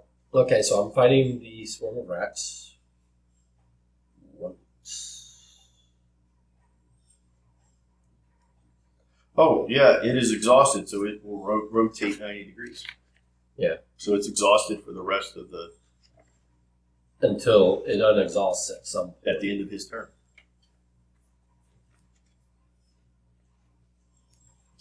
So theoretically, it doesn't move either. It only does... Upkeep phase, ready, all exhausted cards. So he will unexhaust during upkeep. Yeah. Okay. Alright, so I fight. Alright. You dirty rat. I succeed because that is still 3 minus 1 is 2 versus 1 is I get him. Oh, wait a minute. Yeah. When did I take that horror? I don't know. I keep forgetting when okay, you gotta remind me. If I take a horror, I do a damage. When you take the horror, or you just do extra damage when you fight? No, when I take the horror, I deal damage. Oh, okay. To an enemy at your location. So I might have killed your guy. I don't know. When did you take the horror? That's what I'm saying. I took the horror. All right. What was... Which one?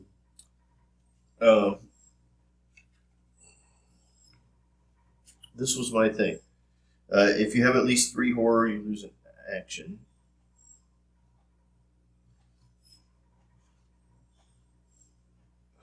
Man, I don't remember.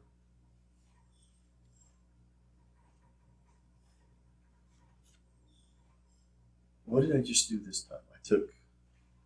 I put this in place and I hit this poltergeist, right? I hit that guy. And you hit the poltergeist, but I put this in place. I took an action. I put this in place. I hit the poltergeist. Okay. I killed it. That was this guy. Okay. So Put this into place. Then I hit that guy. And I don't know what I did. Did you take a resource or move a resource from here? Or? No, I did that previously. Did you have to move first? Well, but here's my point. When did you take those rats? Just this. The previous time, right? Yeah. So I did take this horror. Take a horror from that when those were in your hand. Yeah, but were you at my location at the time? Yeah. Okay. Okay. So what I'm saying, killed this, and I killed those guys, and I don't spend an action on it. And you don't have to spend an action on it. So we're at this point right now. Okay, I have zero actions. Yeah. So I need to pay attention a little better. I will move here for 1 action. Yep. Which I will take a horror rather than lose an action, I think. Okay. From that location. Yep. And then, do you want me to attempt to fight 5-on-4 or just a jump evasion? I would evade. Okay. I don't know why you wouldn't do that because then he doesn't have an action. It's a 4-on-2 to evade. Yeah. Plus, you probably have a bonus. Oh, and I can pump it so I can make it a 5-on-2 to evade or whatever. I'm not with you, but I don't have it, so I can't do anything. Okay, I will make it a. Well, do I need to make a 5-on-2? There's one -3, right? There's a -4. Oh, there's a negative. Well, the negative. A 4-on-2, a 5-on-2 won't solve a -4. Correct. It would basically solve the -3. There is a automatic fail and a -4. Is there a -3? There's a -3. I'm going to hope I don't get the -3. I'm not And at this point, we're all sitting on -1, but if you take another horror, it is -3. Oh, okay. Which I'm about to be at that point, probably. Well, I can put one on Pete. Oh, nice. Okay. So, didn't waste any resources. He's evaded. Right. Okay. So that's your second action. Yep, and I'm just making sure I didn't have any triggering. Sometimes I have things in my deck that can trigger if I successfully evade. Okay, so that was my second action. So my third action will be to get over here in preparation for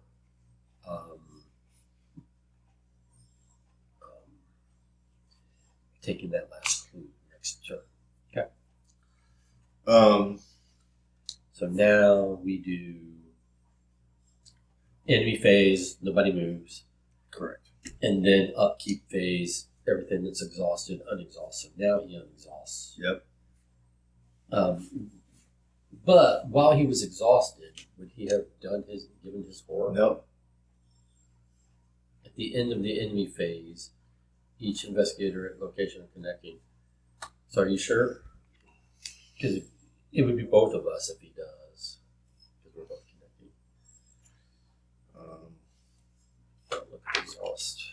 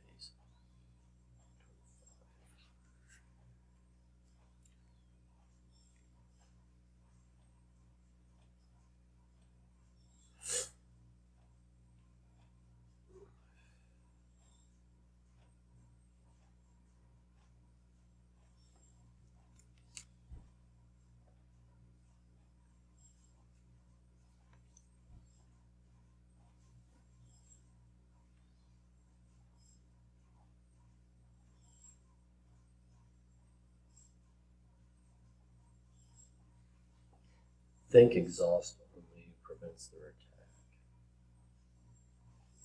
Movement. Well, prevents their movement. So.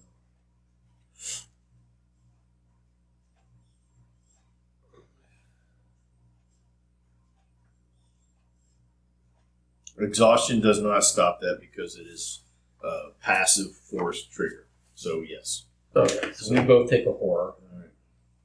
And so we're both subject to the -3 penalty. No, my horror is going to Pete. Oh, okay. I'm subject to the -3 penalty. And we get a card and we take our resources. So these unexhaust. And this, well, that's at the end, but yes. Get a resource. Okay, and then we have Doom. Okay. And okay.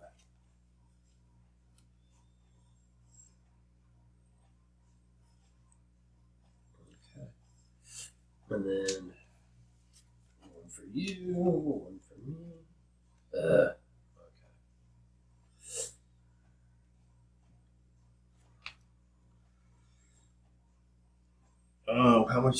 How much Doom is in play? 4? Yep. Okay, so I got a test against willpower. +1. Okay, well, I passed that. No effect.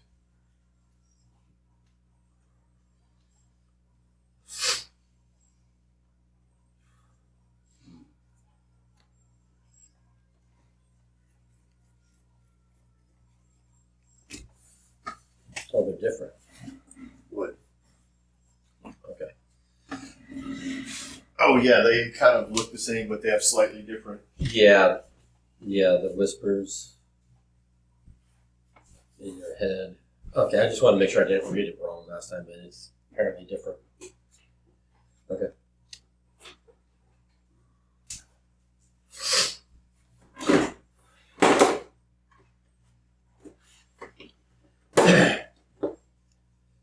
Did you succeed? I did succeed. Okay.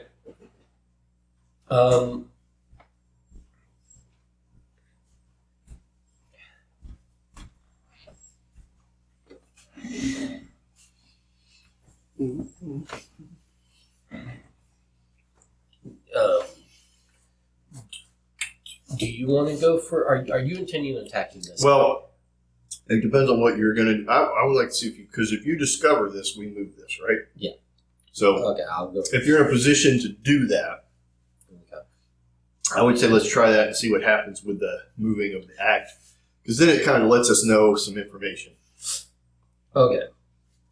So I have to burn my first 2 actions just to get rid of that. Yep. And then I burn this to investigate, and that's a shroud of 4, and I'm at 3, so I'm going to do. I'm going to spend 3 resources so that I'm at 6 versus 4. We're not at the same location. Right. Do I have to commit cards before I pull? Yeah. If you want to commit a card. Unless it's like lucky or something like that. Right. Unless it's, But if you're committing it for the card, for the... Yeah, no, I think I'm fine. Okay.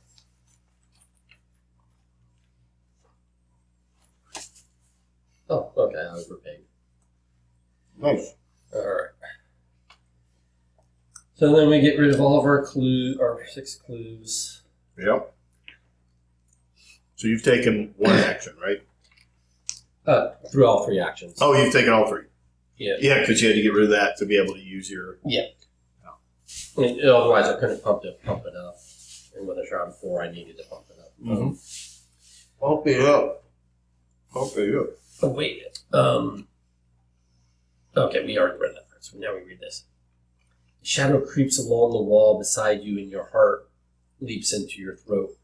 You turn, and a figure flits away just out of sight. Either your mind is playing tricks on you, or someone else is in the theater.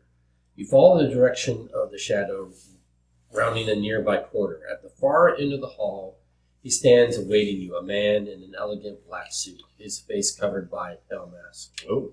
Though his attire has changed, you instantly recognize him as the actor who played the role of the stranger. The stranger.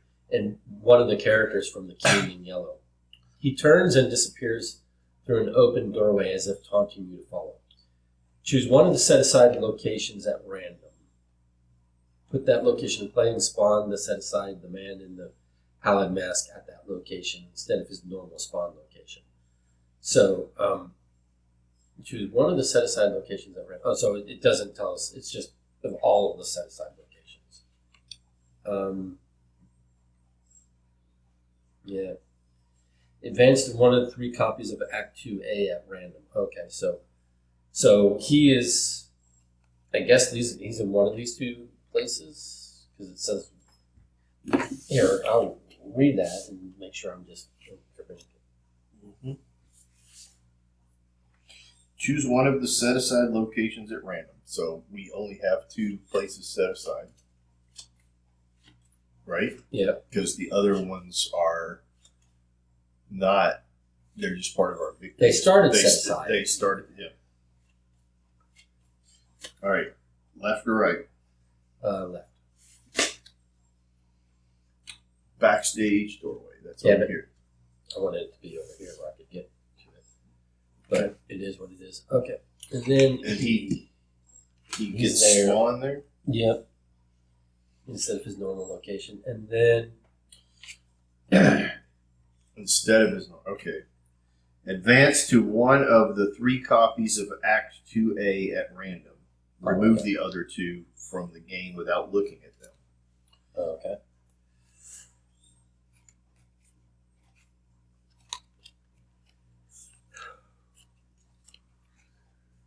2. Middle. The other 2 go away. Bless you.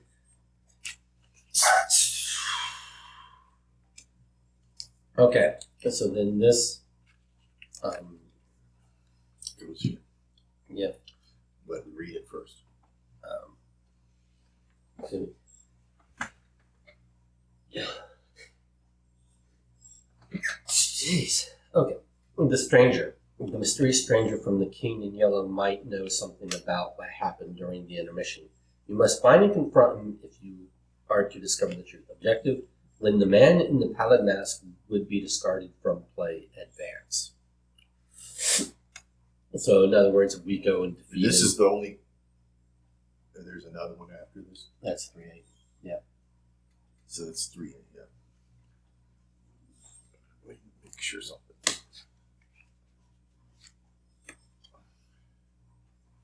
Yeah.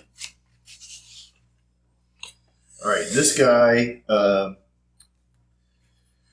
will respawn later on at the location farthest from all investigators, and he is aloof, so he doesn't come toward us. Investigate is an action. Your location gets a +2 shroud for this investigation. If you succeed, instead of discovering clues, defeat the man in the pallid mask. Okay. Okay, so that is we've got to, we don't know what that location is going to be. But we've got to go. And he's just going to hang out there, right? Yeah. So whatever it's going to be. Which is, you can go right to it, right? Could. I'm not the best investigator because my investigation is a 2. Gotcha. I don't have anything that allows me to. My Thieves Kit is good if I can pump it, with resources. But we also got to deal with this guy. Yeah. Which might be my. Yeah. But also, I need to do a little hand control here as well. Okay.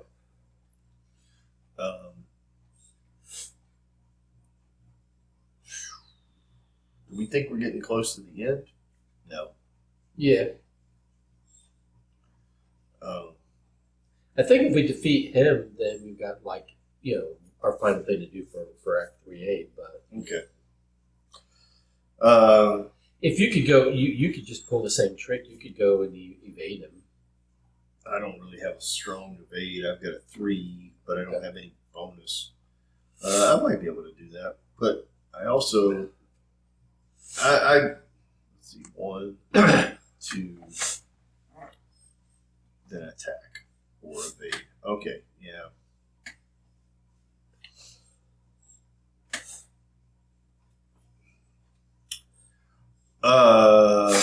You know what might be better? What? Oh wait, we're still at now. That's the end of the mythos, or no, that's just the first step of the mythos phase. Oh, so now we need to do. No, that wasn't even Mythos phase. That was just me. You haven't taken your turn. Oh, that was the end of your turn. Yeah, that was just me getting the 6th clue. So yeah. So now it's my turn. It's your turn. Yeah. Okay. Well.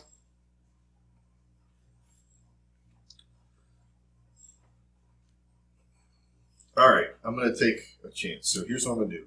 If you don't evade him, which is fine. If you don't, he'll come here. He'll do me the damage and the horror, but you won't get anything because he will be too far from you. I'm going to put out my ritual candles. Yep. I'm going to move 1. Okay. And then I'm going to try evade. When you move, are you taking a horror or a Lowe's in action?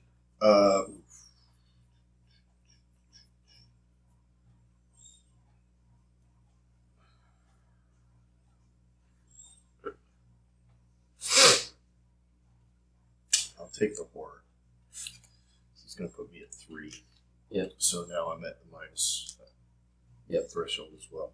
Okay.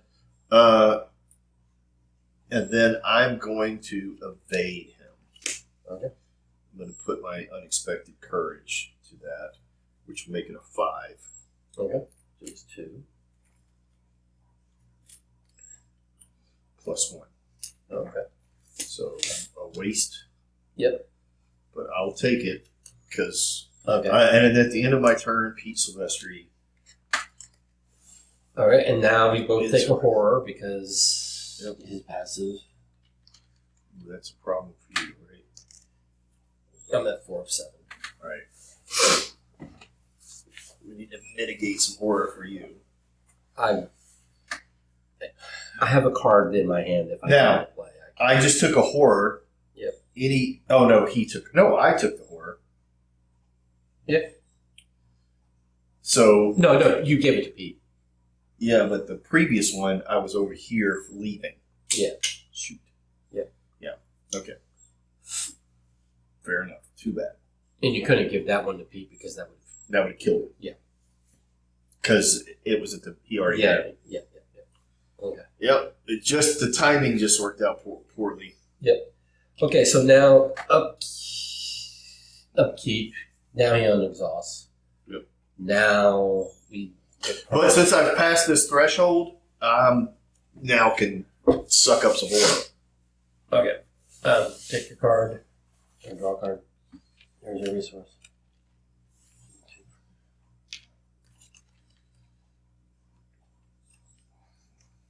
Oh.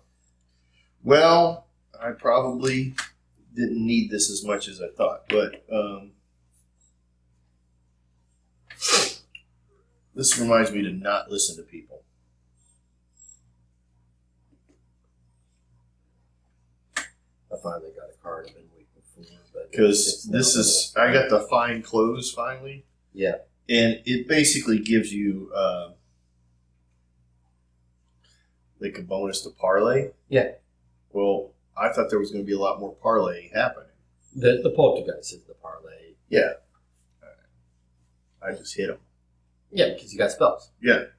I don't have that option. Well, I don't know why they told an Agnes that she needed fine clothes. Not when she can wear a leather coat. Yeah, I'm going to double up on the leather coat, take that out, because it seems like that. All right. Anyway. So that's this. You can even wear a trench coat. Right? Am I wrong? Are we? Oh, yeah. So we are flip these, and then we just took our card and our resource. And so now you're going to do this, and then there's you, and there's me.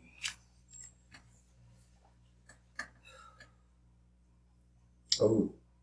Well. Okay. Oh, I got the same thing as before. So now we have one attached. Well, now this has 2 doom, so we've just flipped the thing again. Okay. Well. Which will. So the effect of that is that this goes back to 3, and he's already out. He's already here, so I don't think there's any more effect. I'm sorry, let me read that.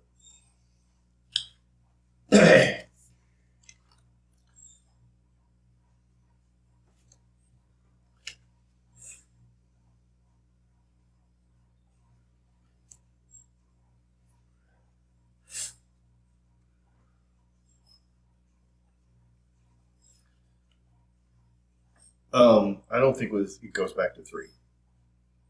No, why not?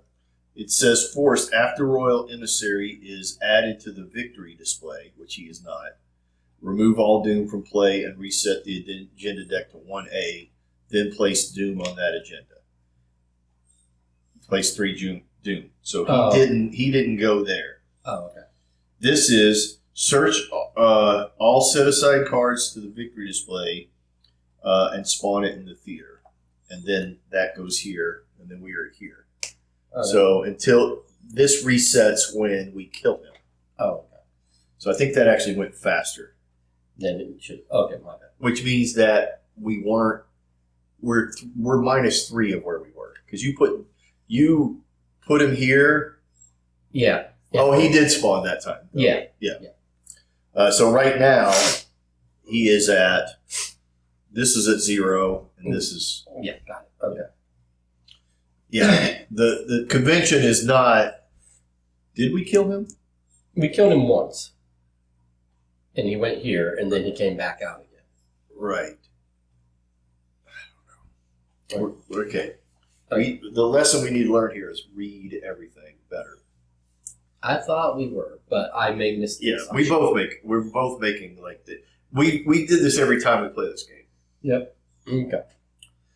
All right. So the problem now is everywhere we are, we either have to leave a clue, which we don't have any clues, or lose actions or take a horror. Yep. And Key's right in the middle. Right. See, and he's engaged with you, right? But I can't go through him because he's massive. So Right. he'll engage with me as well. But I can. But to get to here, we're gonna either take a horror, or lose an action, take a horror, lose an action. Right. All right. So let me. We're at my turn. We're at our turn, correct?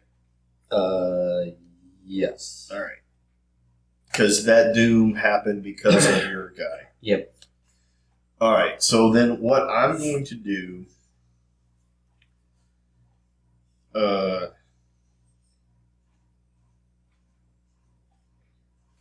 Is I'm going to attack him. Okay. With the shriveling. So that is. It uses this instead, which is at 5. Okay. And he is a 4. Okay. And I will add that to 6. Okay. That is an automatic loss. Okay. So that's one action. Okay.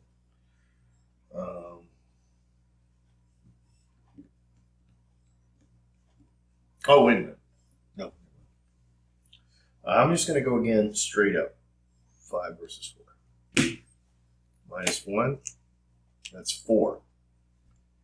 Okay. So that's a hit. Does the horror on you give you anything extra? No, because I didn't draw the elder. Okay. All right. So that's 4 to 4. So that's a hit, and it does +1 damage. So that takes 2 damage under him. Okay. So that's my second action. Okay. Just to make sure I don't have a way to beef that up.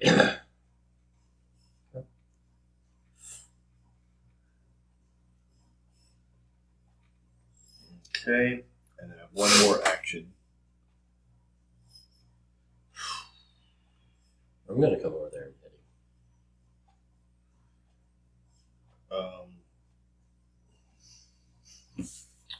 I'm going to take a card. Okay. Because I'll probably finish him off. Or I'll hope to finish him off. Okay. Okay. All right. On my turn? Yep. I put Hard Knocks into play. This is going to let me spend resources to boost my fight. I've been waiting for this card. I have 2 ways to boost my agility, 2 ways to boost my willpower, but now I finally have a way to boost my fight. Okay. Then So that's one action. I move. That's the second action. Yep. And now I'm going to fight, and I commit overpower. Yep. So that puts me at 5 versus 4, 6 versus 4, 7 versus 4. Okay. Right? Yep. And yeah, okay, none of these have. So there's only 2 in there.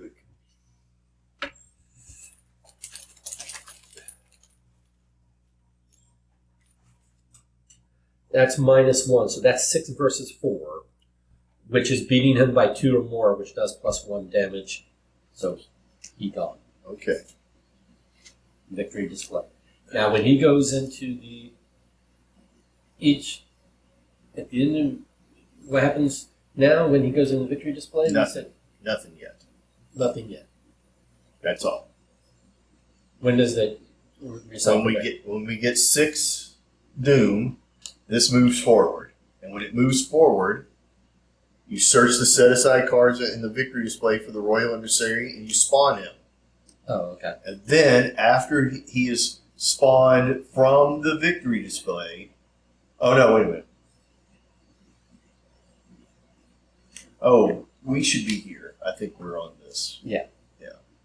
So, yes. So now, once he's added to the victory display, remove all doom from play, reset the agenda deck to agenda 1, then place 3 on that. So he's there. So now we put 3 on this. But does he come back out? No, he doesn't come back out. Until this. When this triggers, it brings him back out. That's why I think we messed that up, and that you brought him back out early for no reason. Okay. Ready? So that was 3 actions, right? Yeah. All right. But I thought it was useful. Yes, it was great, and I'd already gone, right?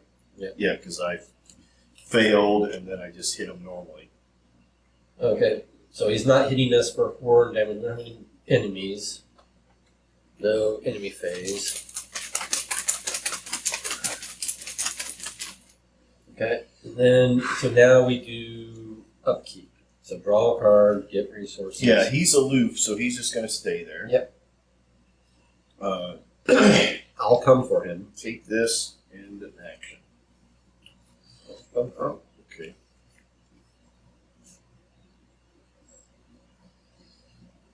I'll take that.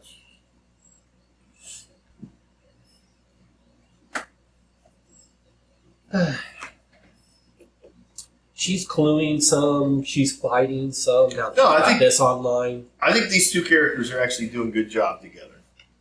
Yep. I mean, I took 2 clues out of that and have killed several monsters. Yeah. And gained us victory points, and you've gained us victory points and killed monsters. We're soaking up damage pretty well. Yeah. Without going like crazy. So now we just got to get this thing done. Yeah. So I think we're doing well. I think they're a good team. All right, so we are now at the. Is that where we are? Did you draw your card and take your resource? I need to clear him at the end. Of your turn? That was at the end of my turn. I never did that. Because he took the horror during. Yeah. Okay. All right, so now we take a. Okay, I got a cultist finally. He's going to spawn at the location. We can choose who he engages with, this fanatic. So I'll let you make. Well, it's the same thing. It says spawn location. So then we just choose who he engages with, right? No, it says revealed location with the most clues. Oh, They all have 0. So in that case, Then we can choose, right? But do we choose, or does it default to our current location in that case? yeah, that's a good question. Let me look It that might up. default to our current location.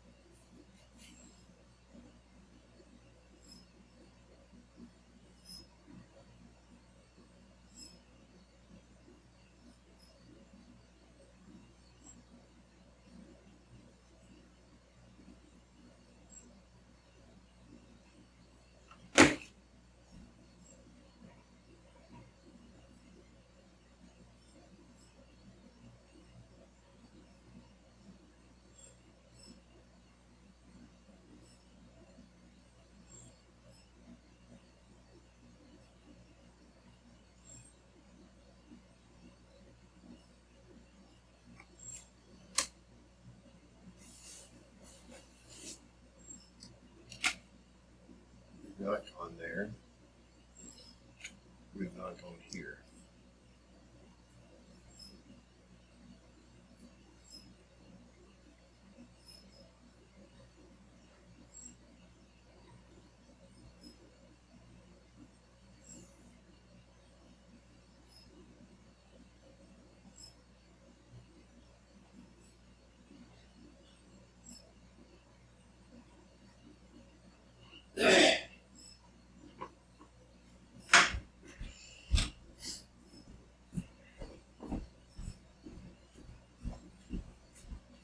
convert it yet?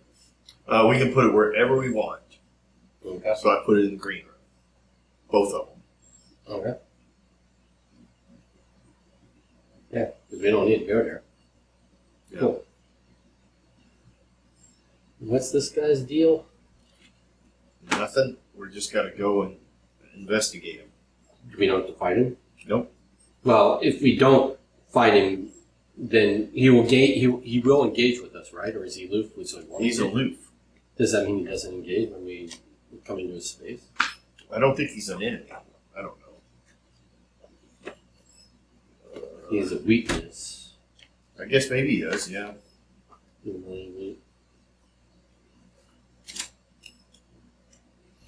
Keyword aloof. It's been a minute since we've done that.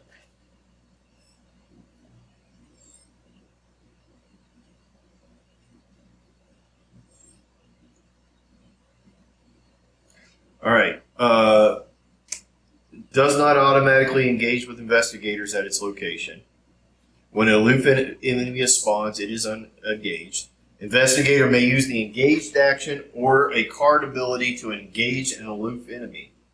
An investigator cannot attack an aloof enemy while that enemy is not engaged. So it is not an attack, and he won't attack us unless he... Oh, he does a horror damage, though. Yeah. So he won't attack unless he's engaged. So we just ignore him? So we're just going... No, we have to investigate him. No, we have to investigate the location. Yeah, but him being there doesn't prevent us from investigating the location, right? It doesn't do us a horror to investigate the location before defeating him, right? Yeah, let me look this up, because I don't know. It'll take us forever to get over there. Well, I'm thinking I can do it. Because it's really only... We're here. Yep. So it's 1-2 steps away. So here you're going to either take a horror or... Right. And then here you're going to take a horror or lose 2 turns. Yeah. So are you going to go down to 3 horror? Well, I've got 4, so I could be at 6 of 7 then. Oh, okay. Right? I guess. It just depends upon if he's going to do me that last horror, then I don't want to do that. But if he's not, then I just go and investigate and get it done. Get it done.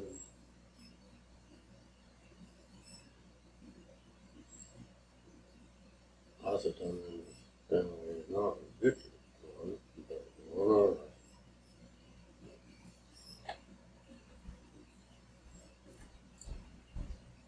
I think it's only engaged enemies that do the swipe damage that you do try to do shit to their location, right? So if it doesn't engage, I don't think it does.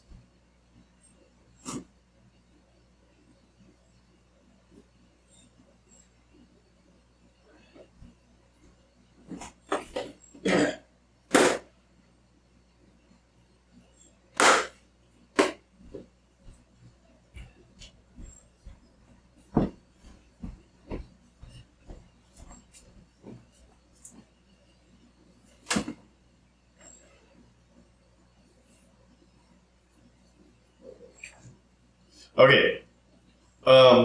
The man in the pallid mask can attack you, but only under specific circumstances. He is an aloof enemy, in meaning he won't engage you automatically. However, he will strike if a scenario card forces him to attack, or if you intentionally engage him to take him out. Okay, but we can just go there, ignore him, and investigate the location. Correct. Okay. And we're taking a risk with getting a card, which we haven't had, telling him to attack us. Mm-hmm. Or maybe we did, and it got a surge, and we just moved past it without paying attention. Yeah, because he's cultist. Right. No, he's not. He's humanoid, but he's not cultist. Yeah. It would say something to the effect that the man in the pallid mask does something. So I can move slow if you don't want me to take the horror damage. You do what you want to do. I don't know what I'm going to do either, but I'll probably just take the horror damage.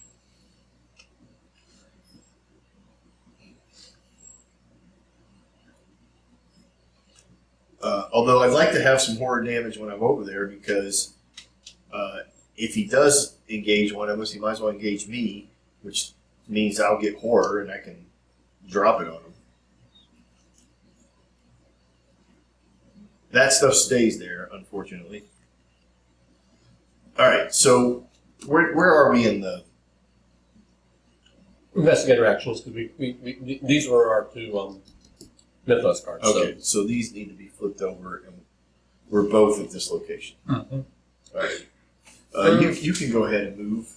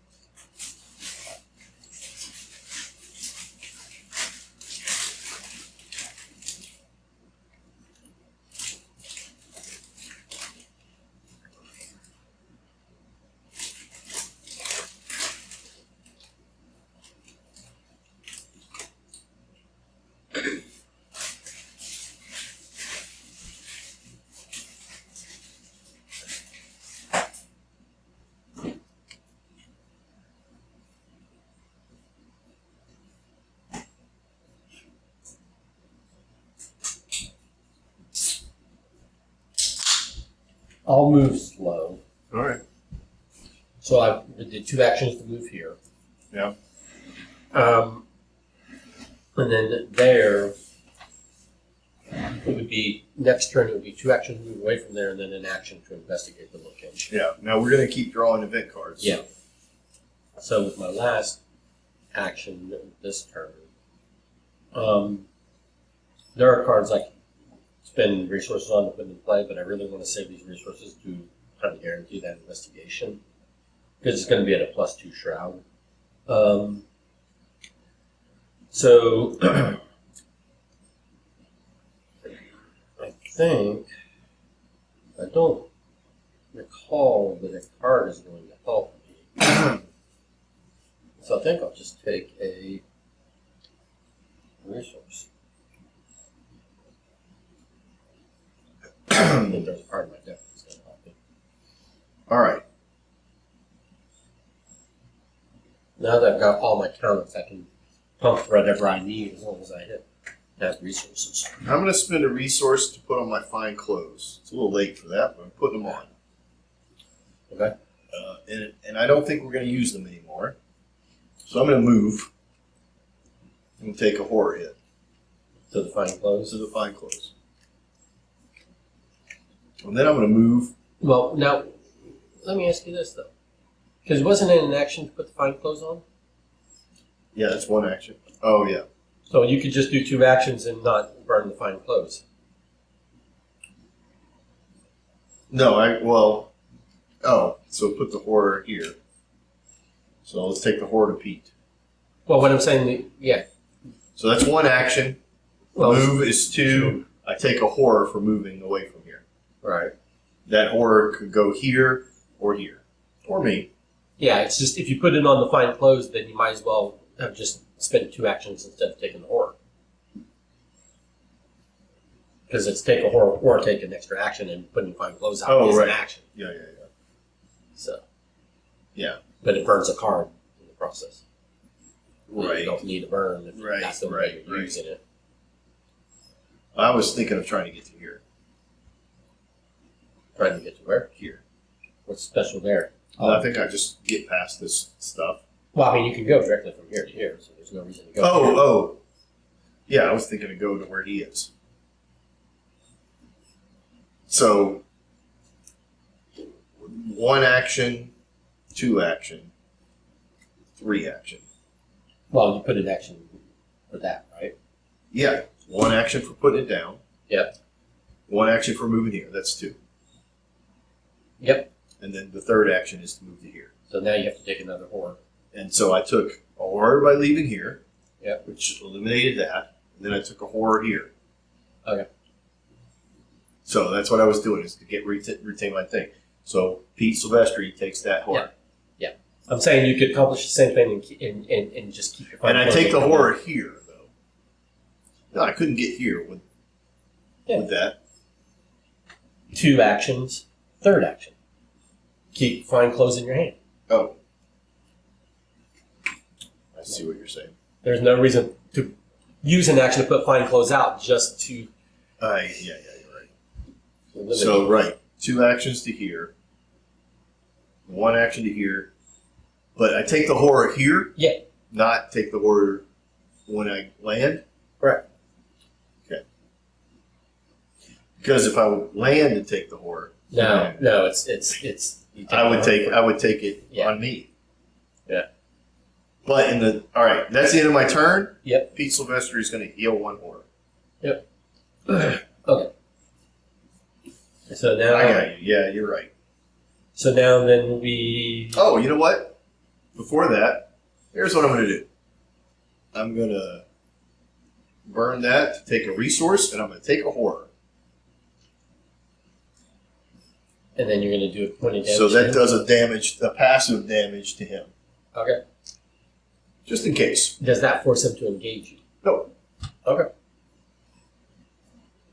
Because he remains aloof. I didn't engage him. Well, you damaged him, so does that piss him off? No, he doesn't. Okay. That does override his aloof. Yeah. Okay. All right. So we draw a card, or we enemy phase. Nothing happens. Yeah. There's no enemies here right now. So we untap. Blah blah blah, and then draw a card, and then I'll draw a card and gain 1 resource. Okay.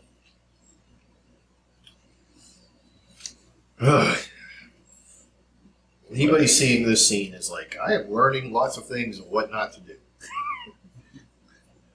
All right, so now we're ready for Mythos? Yes. Okay, so this goes from 4 to 5. Yeah, that is correct. Should be fine. Yeah. So hopefully we can somehow... I should be able to do it. Yeah. Here. Depending on what this does to us. Exactly.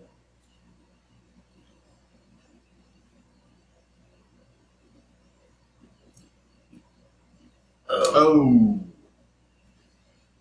I cannot play assets or events. Me as well. Did you get the dissonant voices? Yeah. So did I. Who shuffled this? Who shuffled that? I thought we did the magic shuffle. They just came back together. You cannot play assets or events. Oh, okay. Well, does that mean I can't use an asset? No. It just means you can't play them from your hand. Okay, that's what I Which I mean, I would like to have done, but I don't think I need to do. Okay, so now we're on to investigator turns. We are on to investigator turns. Let me go first. So I move here, and I'm going to spend 2 actions, because I should only need 1 action left to do this investigate. Well, first of all, you flip this. Oh, yeah. Sorry. Which is a forced, after you succeed by 2 or more while investigating the rehearsal room, take 1 horror. Okay. And there's 2 clues on it, but we're not going to investigate for the clues. Right. But if you succeed in an investigate while investigating 2 or more, take a horror. Okay, that's fine. I can survive that. And it's so that that's great because that means that it is a shroud of 3. Yep. Okay, so with the shroud of 3, I'm going to use my last action. I'm using my thieves kit, and I am going to I can pump this as much as I need, really. So, we're going to drop pickpocketing on it, first of all. Can you do that? Oh, you're going to use that skill, which yeah. is not playing an asset. Yeah. I'm going to drop friends in low places on it. Yeah. So that's 2 agility on top of my 3 is 5. Agility. You can use agility as your. That's what these kits lets me do. That is wonderful. Spend 1 supply, investigate. You may use agility instead of knowledge. And if you succeed, and you have a lot of resources. agility in your pocket. Yeah. Yeah. Nice. Yeah, that's what I built. That's why they do flashlights or so magnifying glass, because I have 2 thieves kits on my deck and just. Yeah, so you start evading as an investigation. Yeah. So you're just looking around fast. Maybe it's here. Maybe it's here. Maybe it's over there. I don't know. Well, it's a thieves' kit. It's using dexterity, but regardless. So that's 6. There is a what's my target? 3. So that would take care of the -4, right? Yep. And there's nothing that's going to take care of the auto fail. Correct. So I think that's the extent of what I need to spend on this. I'd say we do it. Okay. So then, You just got to draw out of that bag without screwing up.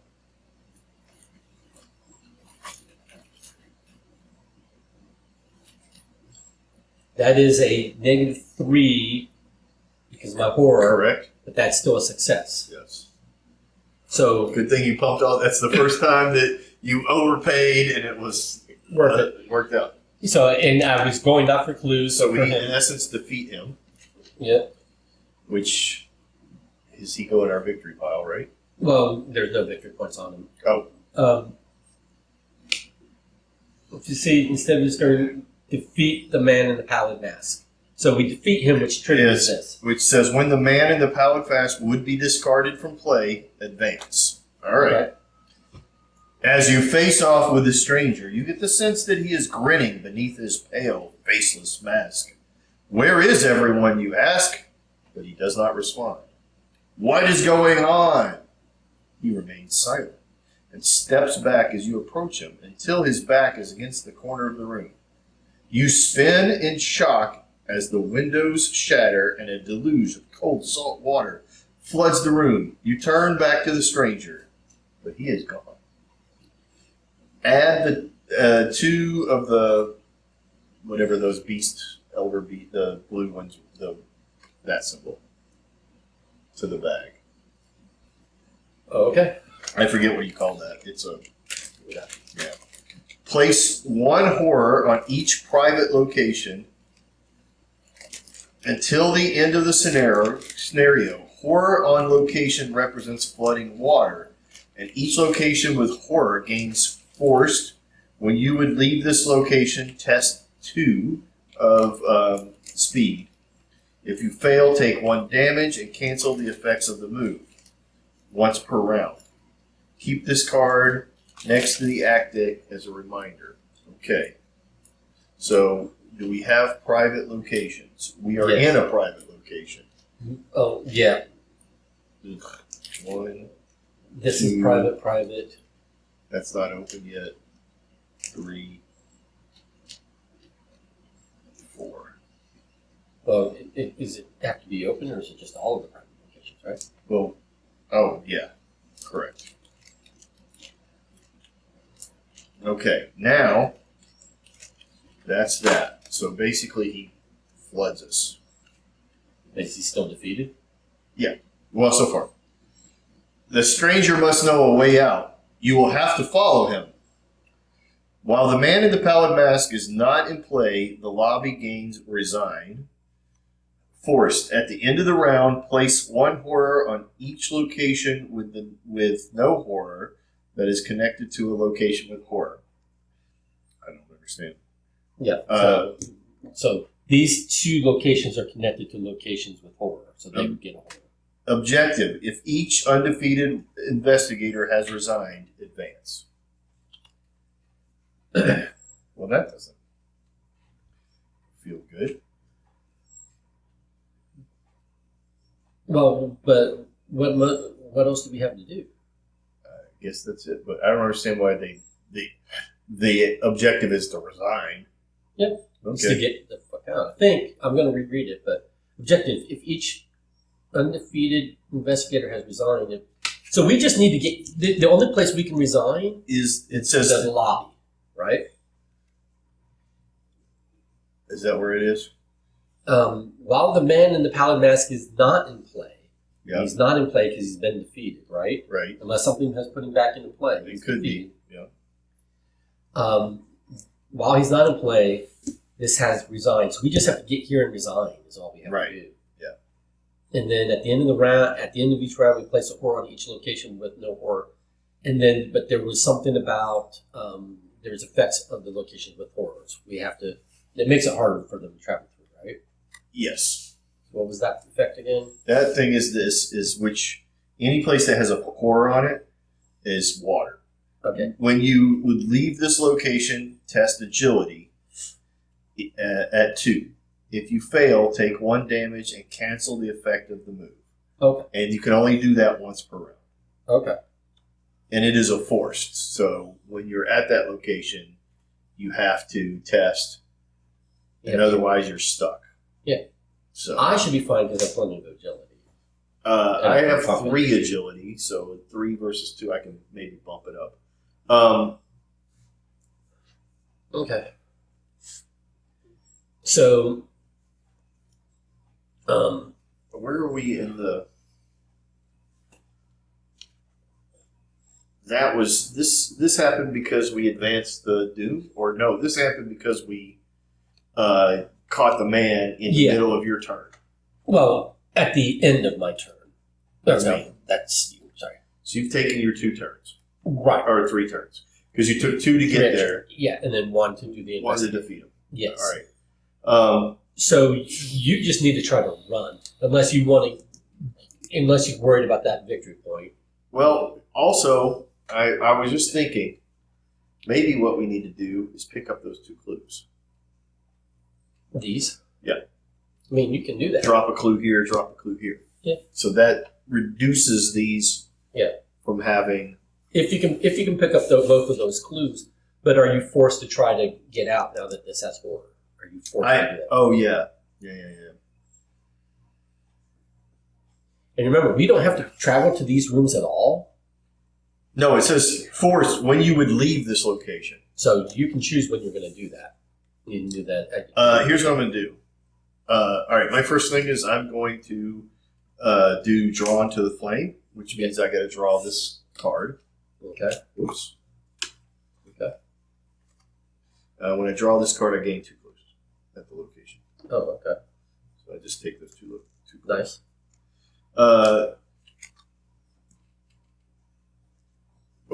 Test rain for 3. I'm at 5. I need to add some stuff. Oh, wait a minute. I can't do that. You can't do what? I can't play events. Correct. So these are not there. I cannot play events this round because I still have this dissonant voices. Yeah. So I can get rid of mine now before I forget about it.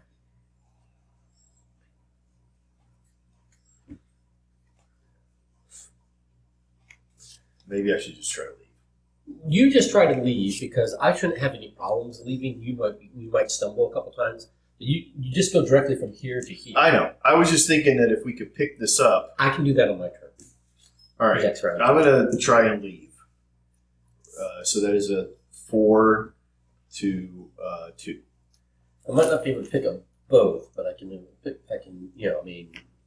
least pick up. All right. So that's a pass because 3. That's 3 to 2. So I can leave. So You I get to leave. here. So I get to here. Now. And then how many actions do you have left? I have 2 actions left. So I think I should just move to here. If you can take a horror, you can just go boom, boom, and is resign an action? I would have to take two horrors, and resign is an action. But I could do that. I could theoretically take a horror, and then take a horror. And you're ready to resign. And now You're ready to resign. Oh, these didn't go in.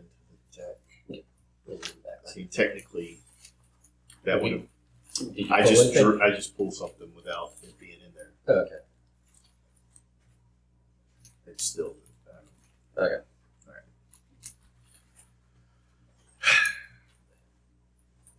Okay. So that's the end of my turn. Okay. So I just took more horror. Okay, no enemy phase. So then... Oh, wait a minute. No, there's these guys. They don't do anything. They're not hunter? Nope. Okay. So we're just not going to go there. Yeah, correct. Okay. Because they don't automatically move to here now that this place has more clues, right? Correct. It's just when they spawn. That's where they spawn. Yep. Okay. Then we draw. All right, so every place that is connected to a place with horror gets water. Okay. All right, so now But you don't need to try to I don't leave. need to You leave. I just you need to resign. Yeah. Right. Okay. Yeah, you probably. I should probably just spread out of there. So you need to do a test to leave, and then you need to do a test. It says. Yeah. Limit once per round. I'm assuming that means. Per location. You can only make one attempt per location. Yeah. To leave that location. Yeah. Okay. But now, we refresh, take our card, take our resources. When did I take that order? I took that in the middle, so he took I keep forgetting to do it on my turn. I want to do it at the end for some reason. Okay. And then dissonant voices goes away. Yep. Okay. So then.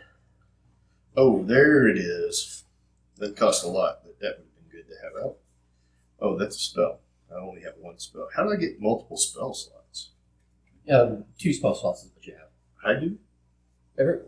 2 spell slots is normal. Oh. Okay, good. 2 hand, 2 spell. I told you that at the beginning. I thought I saw on here that it's just one. No, it's one everything except for 2 hand and 2 spell. Okay. I just haven't had any come up.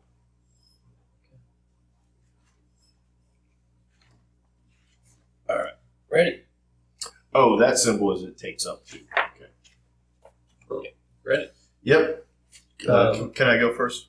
Well, we have to, Oh, yes. and which means this is gonna, and then that's. Oh, yeah, just going to put that thing back in. I might have to come and help you. Ooh, maybe I should have ended here. Too bad. Okay. Didn't think that through.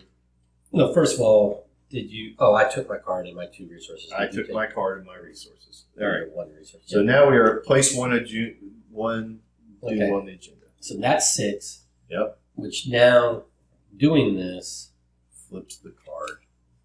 which says blah blah blah. At the theater, and then this says added.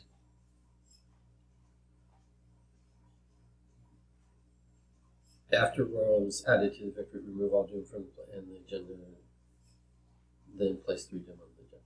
So, this is. It is a little tricky to understand. Okay, so. Okay. Alright. He's worth 2 victory points if we can defeat him. So he is we are at 6 doom though. Yeah. All right. I've only got 1 attack left. Okay. I can pump strength, but I can pump agility, and I have a limit. I mean, I might get stuck here. Is my problem. Okay.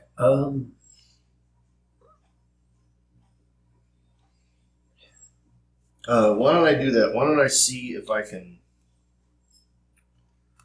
Because I don't have any buffers or anything other than I do. Well, wait a minute. I do Wait. So if I move, assume I can succeed that test, I go here. If I want to move away from there to here, Yeah. that's 1, 2. If I take a horror, Yeah. and then in theory I could evade him. But then you'll be standing with him. Well, he'll be exhausted. Right. I'll just take another horror from him.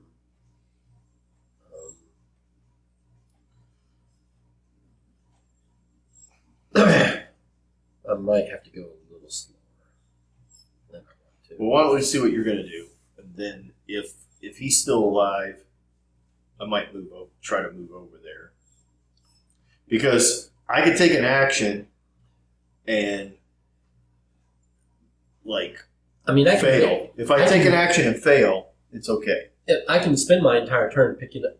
It'd take me 2 investigate actions to pick up those clues because I don't have a way to pick up 2 at once. Right. And then move to there. To here. And that would be my entire turn, or I can forgo those clues. And it is an action to put a clue. Yeah, it's an action to place a clue on here. Oh, yeah. Well, then what's the difference?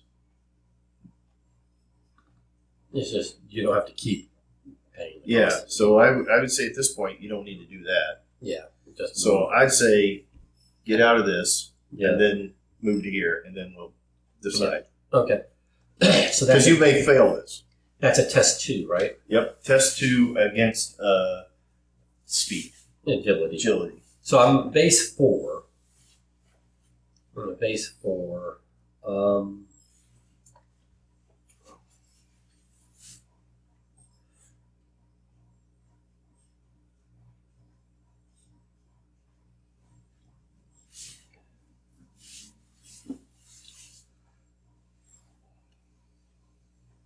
Oh, I guess I'm not base 4 because this is during evasion. That doesn't count as evasion, right? So I'm base 3. Base 3. Wait a minute, what?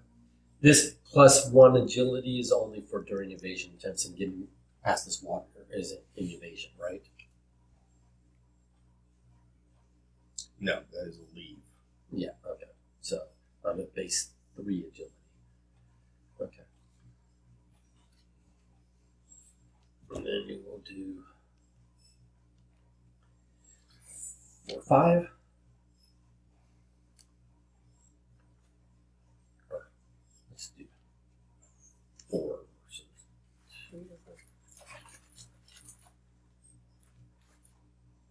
Yep, okay, there we go. So 3 versus 2 is a succeed. The shores of Halley and evasion.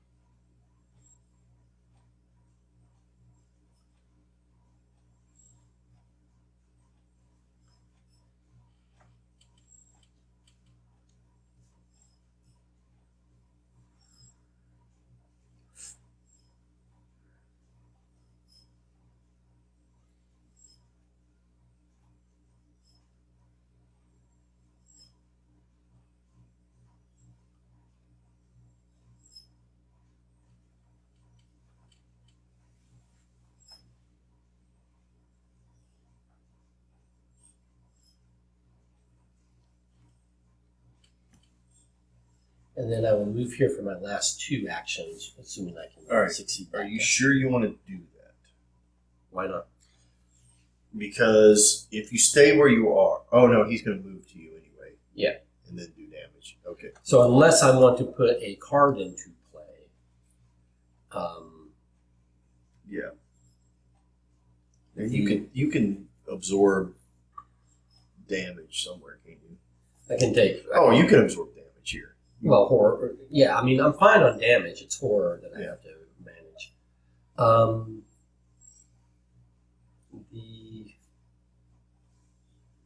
Well, nothing else will give you horror after this. Like, you don't take a horror for not succeeding. So in the next round, Well, I can take a horror from here. I can take a horror from here. I can take a horror from him. So because I have to get to here. right? So No, yeah. So I'm saying if you do what you're saying, take your 2 actions here. yeah, That's 1 horror. Then the next round, you leave him. Yeah. Then that's 1 horror. Yeah. So that's 2 horror, and then you're done. Yeah. So that was the plan. Yeah. I think you're okay. So I just have to succeed that. Yeah. And this will get water. This will get water, and you'll have to deal with that. Which should be fine. So this is leave. So it's base 3. I'm going to go 4 again.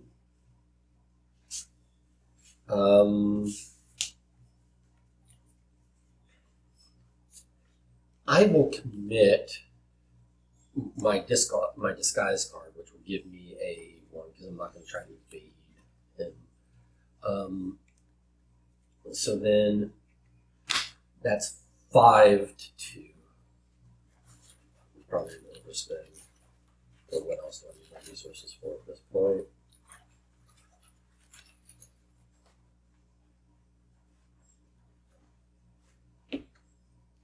That's -1, so that was an overspend. So I get to here. That's the end of my turn. Okay. Okay.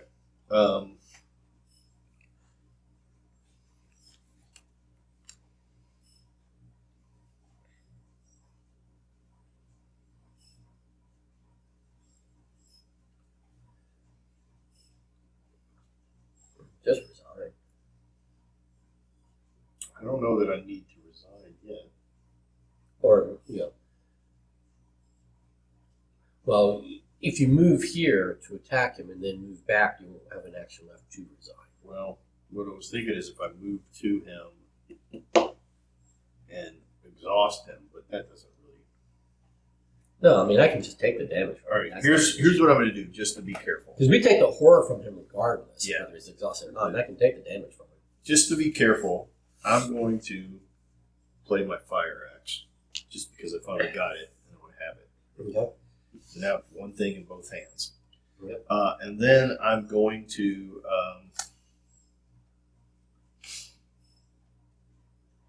If we don't defeat him, this is 2 victory points we're leaving on the table, just like we're leaving this victory point on the table. right. And I guess this one is being Could probably be a victory point left on the table. And the balcony, maybe. Yeah, I just don't think I can get to him.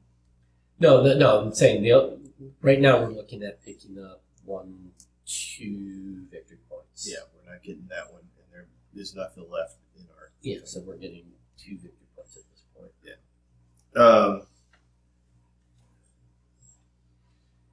And then I'm going to take.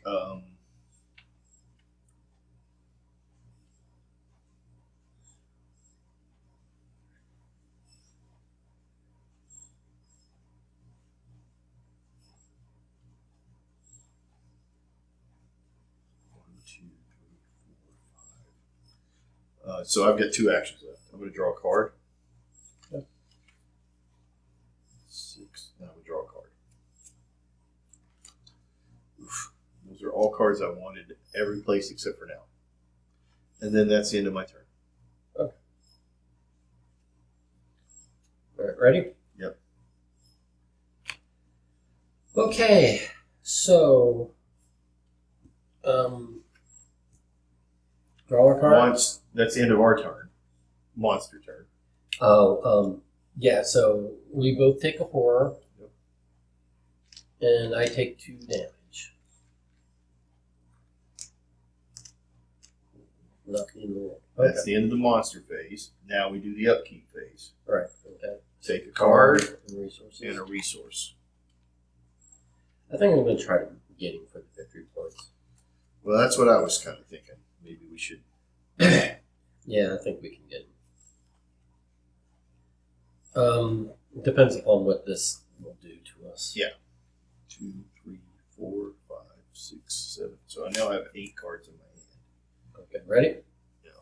One for you, one for me. What happens when this deck runs out? Do we reshuffle? Did you put a token, a Doom? I just put one there. That was when you just put it? Yeah, you just reshuffle, I believe. All right. Test. Oh, I got frozen in fear, so I can't do shit without spending an extra action. Okay.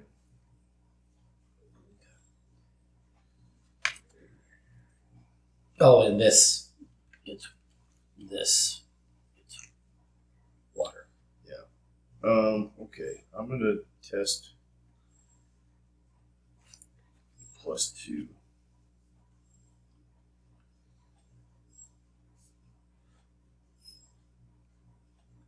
Oh, no, let's save this so I can just naturally be higher. I can do that. Definitely going to spin that. So that would be at 6. Yeah, I'll just do that.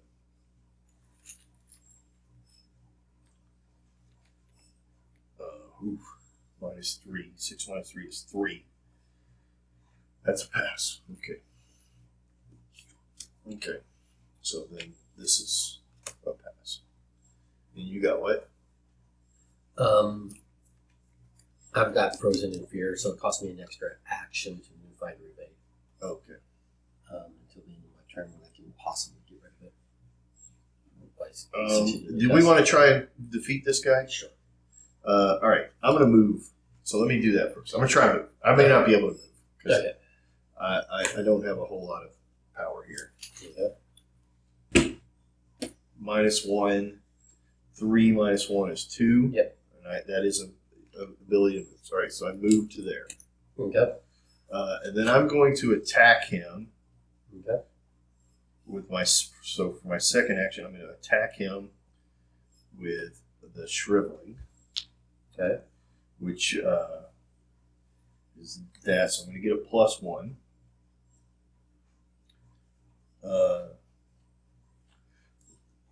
Wait a minute. What can I do? It's going to be that. That was better than using your axe. Well, that's what I'm trying to think. Well, it's almost a guaranteed hit because my base just for using this is 6. 6 plus against a 4. A 4, and it does 2 damage. Okay. I'm just trying to find out if I have a way to get 1 more damage on there. I might be able to finish him off. If you can do 2. Well, this is my first hit. Oh, okay. And then I might take a swing at him. Yeah, so I'm just going to do that. It's 6 versus 4. That's an automatic fail. That was not good. Nope. So this goes away. So that's my second action. Weaken him so I can finish him off. I can potentially do 2 damage to him with my switchblade. I don't have any other buffers. I just have that. All right. So for my third action, I'm going to try and hit him with my fire axe. You can spend a resource to get +2. And it doesn't do any extra damage, right? Yeah, right. Oh, So it's going to do 1 damage. It does +1 damage, right? If you have no resources, it does +1 damage. Oh, but you have resources. Got it. Right. So I get a +2. It says limit 3 times per attack. So you can only spend up to 3 resources on it. Oh, right. But that would do 1 damage. Right now I'm at.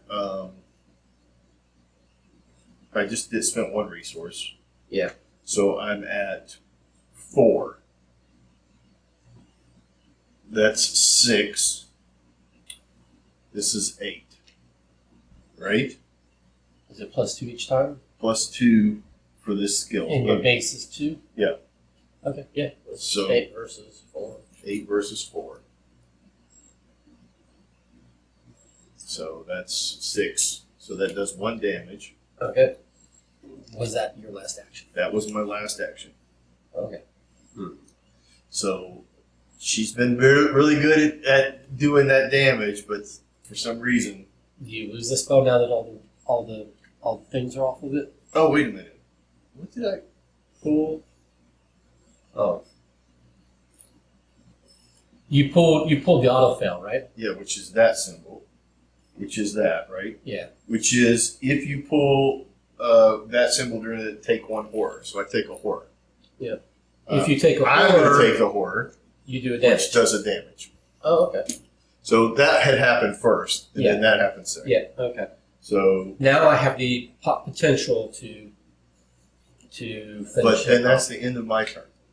Okay. So for my turn,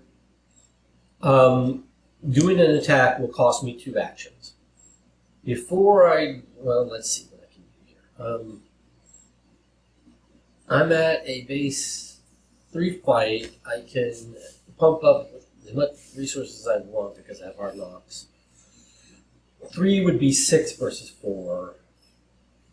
This would be 7 versus 4. And we're saying just like guarantee the shit out of it, right? Yeah. Okay, guarantee the shit out of it. So how much damage are you going to be able to do? If I can succeed by 2 or more, I can do 2 damage. Yeah. So what I will do is I will first, before I do the attack, I will play emergency cash as an action. What are you using? Fight? Yeah. Oh. So that gives me 3 more resources, and I will keep one of those for reasons. But so then that is. Yeah, you should. That is 6 plus 3. That is 9 versus 4. You don't need that much.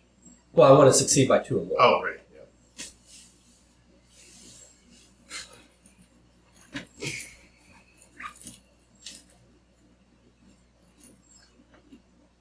Okay, that's 7 versus 4, so that's 2 or more, so that's 2 damage. So he's gone, which then does this where I don't think it says afterwards added to the victory display. Right. Remove all doom from play. Yep. Then reset the agenda deck to agenda 1A, then place 3 doom on that agenda. So now we're back to 1A with 3 doom on it. Right. Until he comes back out again. Yeah. So we basically have three rounds before he comes back out. Right. So we are now at. But he's not going to be doing me damage or horror. No damage or horror, and we basically just got to make our passes to get over there. Okay. So now, and these guys still aren't moving. You said? Correct. Okay. Well, they're just hanging out. Yep. Okay. So then. We go to the this balcony apparently floods. Yep. It floods up to the balcony. We're all underwater.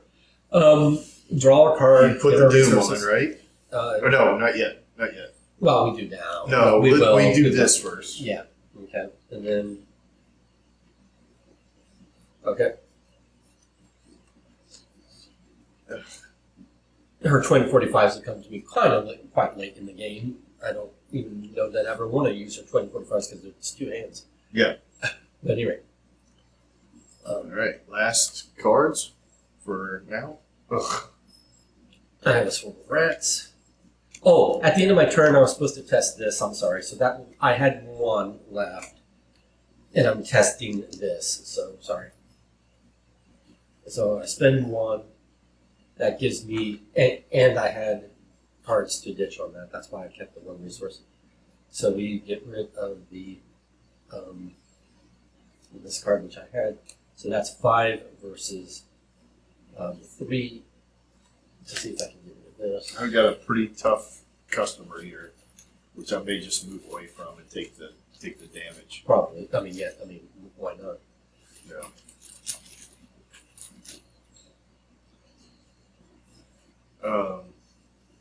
Okay. That Wait, is, what did I thought I the took that. success.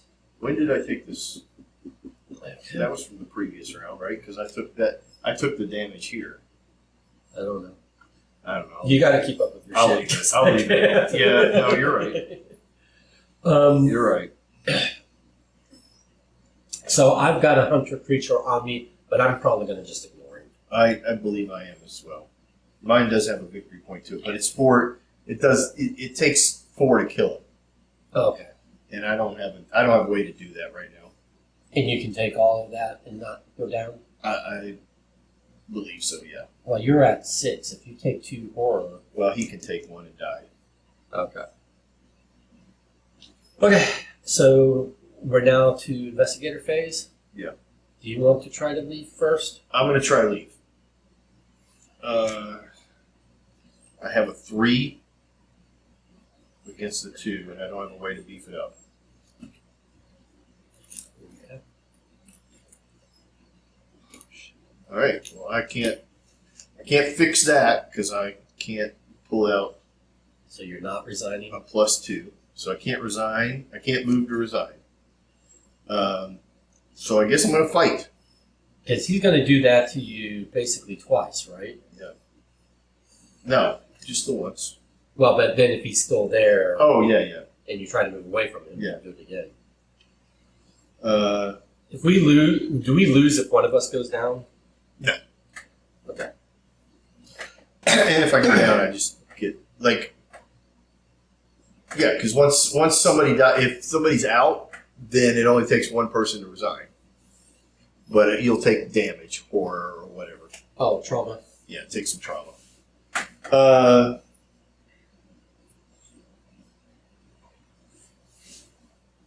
Well, that was unfortunate. Yep. Well, it's just this card. If I didn't have this card, if I would have gotten your card, for example, Yeah. or a different card. Yep. Okay.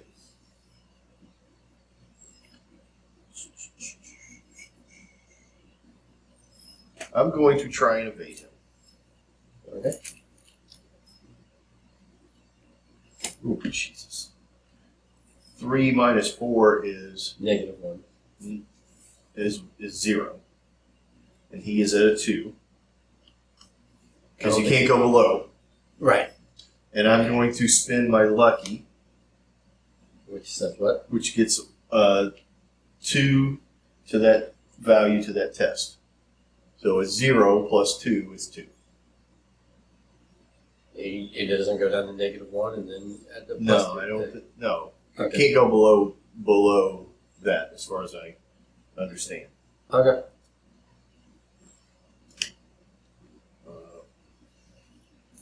So Then you evade him. I evade him, so he's evaded.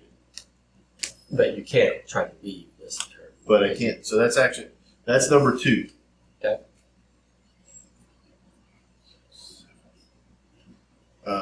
But I won't take any of that damage.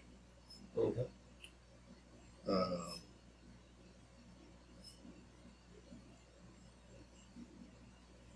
I'll double check that, and then I'll just I'll take a card. I'll double check because if it's that, I'll flip it and I'll take something. We'll Okay. do it. All right. My turn. You have any qualms with me? Just No, go ahead. Go. leaving. Okay, I'm going to spend 2 actions to get over here, but I have to escape that. So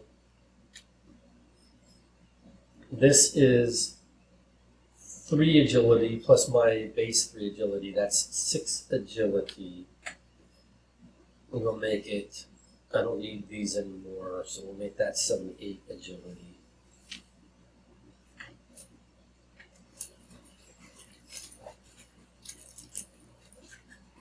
Oh, that did. Well, if I didn't, I'll take one of those.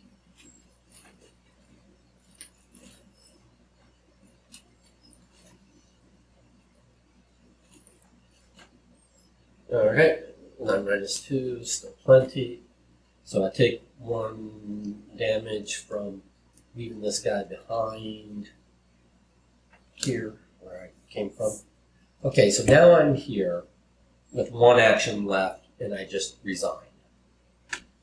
I have resigned. I have escaped. Okay. All right. So that gets shuffled. By the way. Okay. So that's the end of. Oh, where did this come from? I left it behind. Oh. Because I left him behind. So as soon as you left, it became engaged with me, Maybe. which means that now it attacks me. Well, I guess so. Okay. So take a damage. That's all right. I'll take the damage. Yeah, he's deadly. Yeah. He's not your issue. Okay, and then this does that. All right. And then now it's upkeep. So now that one exhausts. Yep. You unexhaust. You draw a card and get a resource. Draw a card, get a resource, and then I'm going to have to go down. Oh, I don't know. Oh, right. This 5, this 6, was 7, 8, and 9. So I will keep that. I don't need seeking, so I will discard that. 2, 3, 4, 5, 6, 7, 8. Okay, so theoretically, Doom goes to. see how this is a weakness and has this back. Yeah. I'm the one who investigated and defeated him, right? Is he going to go to my deck? Is that why he has this back? I don't have any idea. It maybe that could be put in your deck for some reason or something later on, because I'm going to guess he's going to show up a couple of times. Well, I mean, he's got this symbol, so I thought he was specific to. Yeah, but they will do that sometimes. They'll be like plus this character, or maybe in the in the instructions, put him in in somebody's the decks. epilogue. Yeah. All right, I am caught up, so I'm at.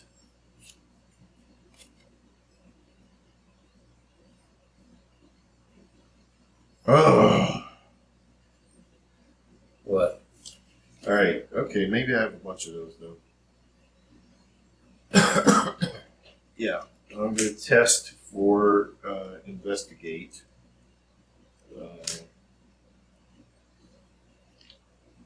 So that is going to take me to 4, 5. Here's the last card of my hand, Don. Yep. I was just like keeping that. Like if I need it, I need it. But I'm going to try to do it. All right. I got to test 5 versus 4. It's the only way I've got it. That's -3, so 5 becomes 2. So, if you fail, you must either place 1 doom on the card, which I'm not going to do, or take 1 horror for each point you failed by. You fell by 2. Fell by 2. So I'm going to take the horror, or I could spend my last lucky. But I think I need my lucky for moving. I'm going to take 2 damage here. 1, 2, 3, 4, 5, 6. Oh, jeez. And Peter gives you another one, right? Did you clear this off, Peter, off the last? No, at the end of the last turn? it was in the middle. Okay. All right. What do you mean it was in the middle? It happened This after. turn? Oh, no, you're right. All right. Then I'm going to take the 2 Or horror. did it happen during the Mythos phase? No, it didn't. Okay, then yeah, then he's clear. Because I'm in the Mythos phase right now. And this is my card from the Mythos phase. Okay. Then So yeah, he should have healed that. I'm going to take 2 damage, and they're both going to go to him, and he's going to die. So that solves that. Two horror. 2 horror, yeah. Okay. All right. These didn't do me any good. All right, now I'm going to try and leave. No, if I leave, I'm going to die. Because I'll take 2 horror. I'm going to. I'll take a horror. I've got myself in trouble. Well, what was the option on this card? Oh, wait a minute.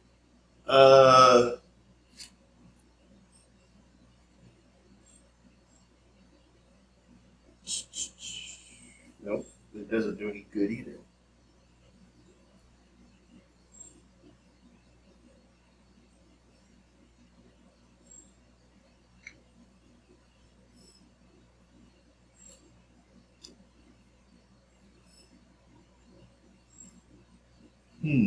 Oh, wait a minute.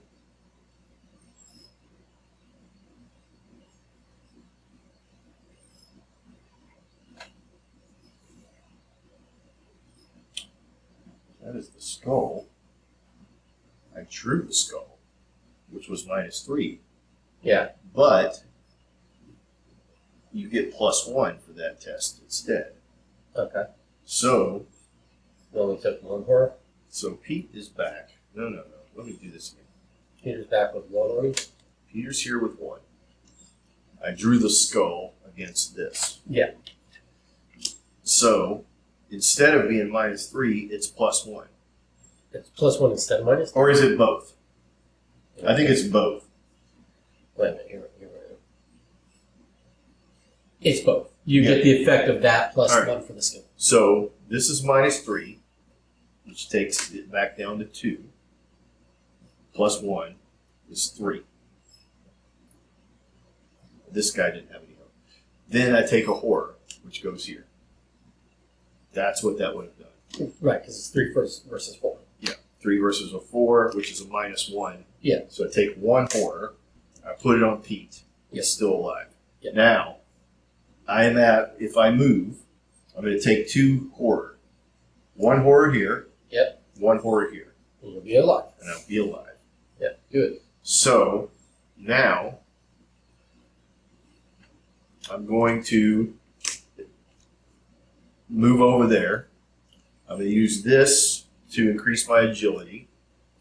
So I am a 4 versus a 2. That is -3. But I get +1 because I revealed that. So 4 minus 3 is 1. +1. Plus 1 is 2, which allows me to move. So I move. In that moving, I take 2 damage. Yep. Might as well take 1 to Pete because he's going to die anyway. And then, no. Because I need him to take one of these. It's not simultaneous. I need him to take the horror. No, I understand, but it's not simultaneous. No. Okay. No. I mean, I guess it is. That doesn't matter. He's dead. I don't think it is. It doesn't matter. I would have expected it to be simultaneous. It doesn't matter because now I have 1 action left. Yeah. So resign. And I resign. Does it take 2 or? No. Where's the thing? I take 1 action to resign. Yeah. Yes. So I'm a resign. Whew. You just made it out by the skin of your teeth. I did. I'm like, hey, I'm going to come back in and help you punch around. Okay. All right, but this is not a victory because I didn't defeat it. Right. And these get left behind here, basically. Yep. But we have so victory. Actually, I'm going to write what was the name of this scenario? This was curtain call.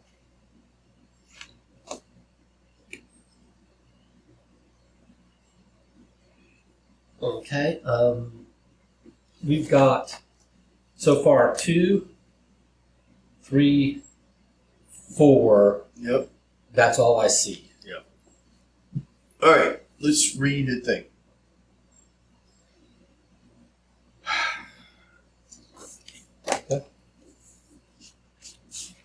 Okay, where's it's here.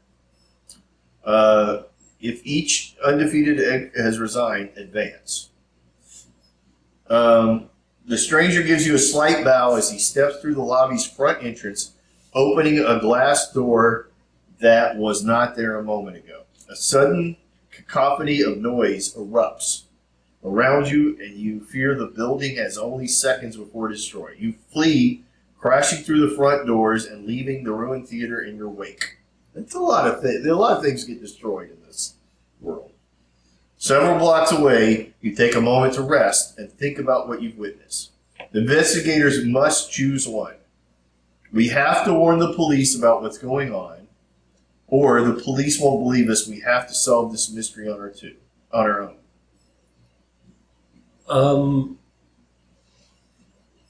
The police won't believe us. We have to solve it on our own. All right. It's probably the in character. I agree with you. I mean, yeah, whatever. You think about going to police, but considering the horrors of the theater, they're more likely to think you're mad than believe your story. A small part of you wonders if this is still some kind of prank, but that can't be the case. It was too real, too terrifying to forget. Wondering what course of action to take, you find yourself backtracking over the escape route, returning to the theater with cautious steps.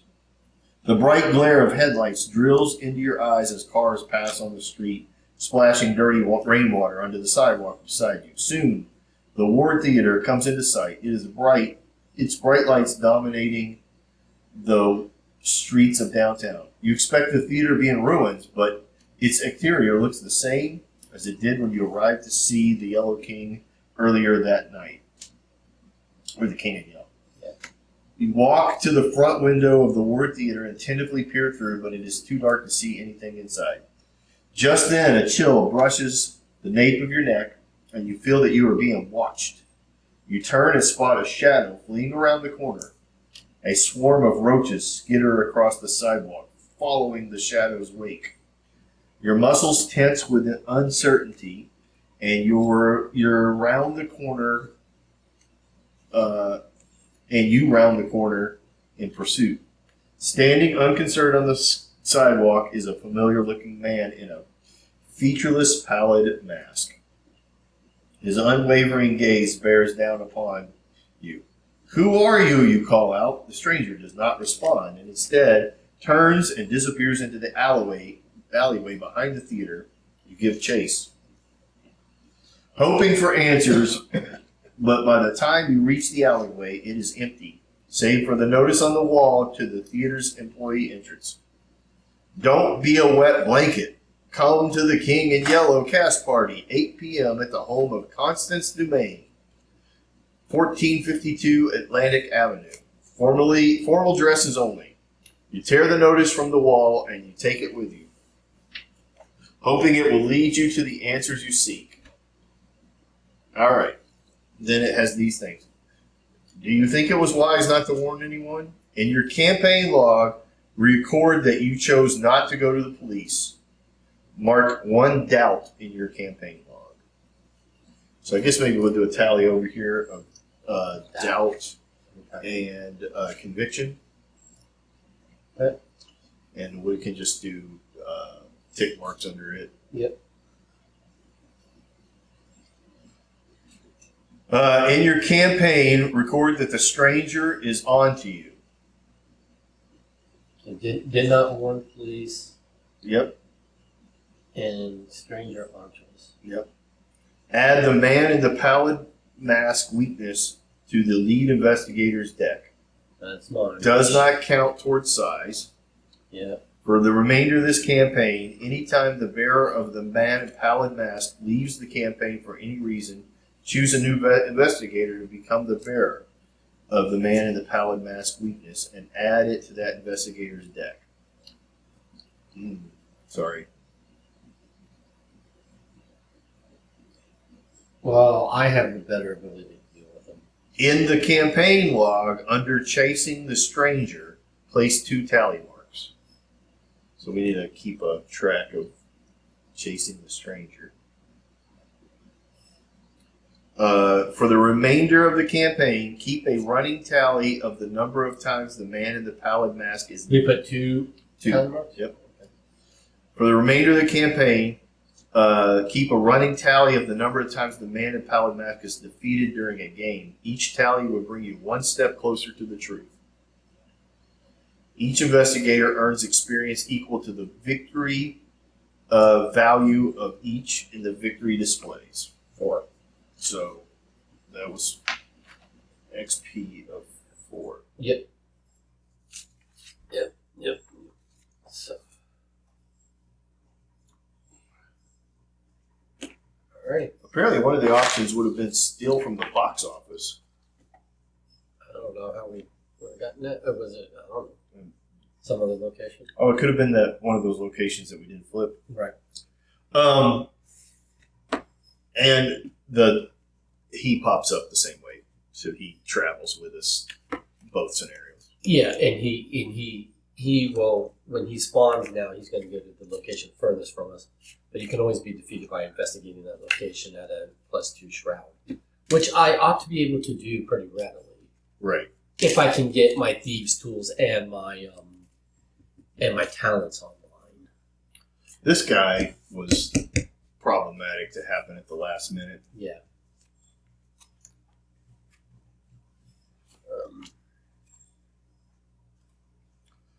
Yeah, I got my shriveling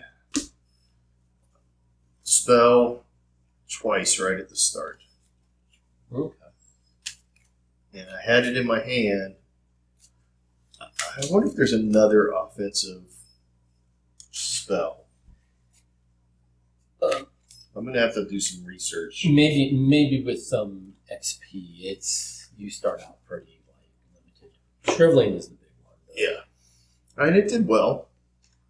I think we did. I think we handled it other than being a little too bold at the end. I think if we would have just went with, okay, we don't. But those 2 XP are good. Yeah, we need the XP. Because if we want to beef up to level 2 or 3. Yeah. The biggest thing is I got to figure out how to get my card situation online figured out and printed out so that I can move through these a little faster. Yeah. All right, so are we going to leave this in here as is? Well, I could look and see what the setup on the next one is. I don't know. Or do we carry the bag forward? Like in other words, do we have that extra token now for the rest of the campaign? I believe so. Okay. Yeah. All right. Well, that sucks. What did it say in the? It was in this. No, it was in the other.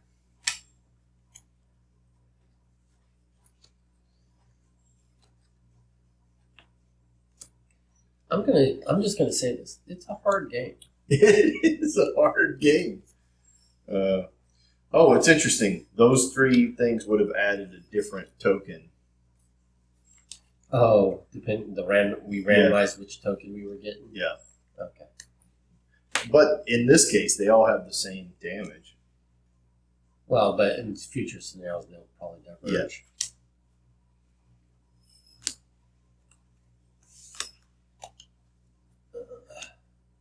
But we succeeded. We lived. We did live. Yes. And with brand new characters that we have not really run in any scenario. I don't think that I've ever played a mystic or had any success. I've only played Rex before, so this was definitely a first for me playing her. But I think she worked out well. She definitely needs to. I'm going to look at she needs those talents online, so I might have to double up on a couple of my talent cards and sacrifice some of the other, niche. Yeah, I need to look at what I got and how that is.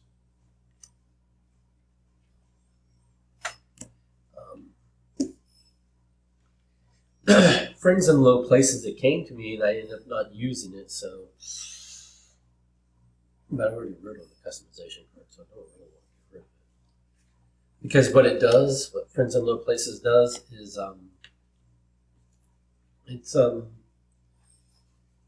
it's good for pulling what you need in the moment.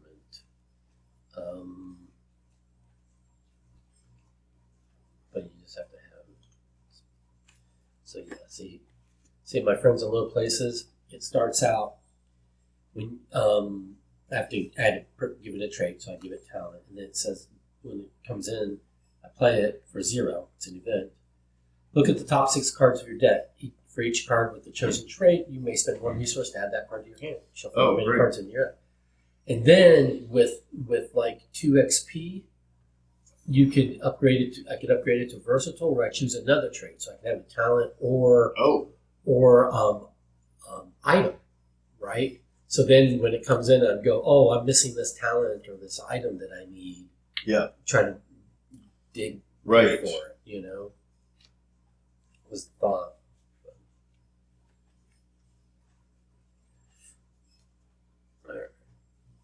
Anywho, finish putting the Did you have a coin out earlier and you didn't put it back in your bag?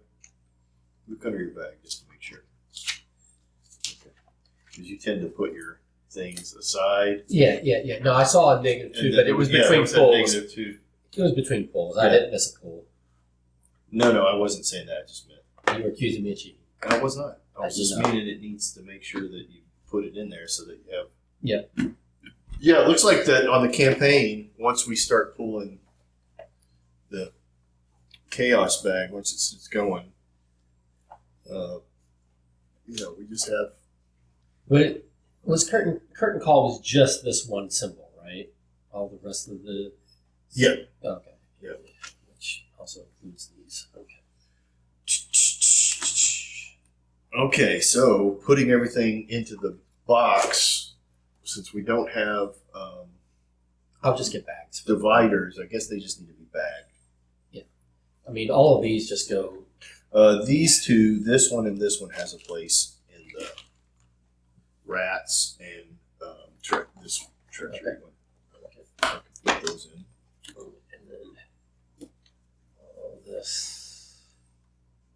These are the campaign generics. Although, the thing about it is, these were easy to print out, and I did them in black and white, and that they'll have the same labels for that. So I'll look and see, and if they do, I'll print some out and cut them, and we can put the dividers in there. For the time being, I'll just put this here.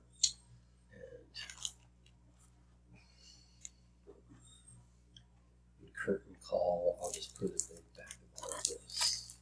That works. That's fine. I'll put all these actually in front. Yeah, I wish I would have had my heirloom of Hyperborea out. Where were these? They were all just sort of in there, but I think you might want to put them in here to keep things from sliding around. You know what I mean? Well, that or this bag. Yeah, that's what I tend to use them for. Because the other box is the characters, right? Yeah. It's almost like we have it set up, but really we don't. Okay. All right, so I had Agnes. That's mine. Yep. And Jay is in here.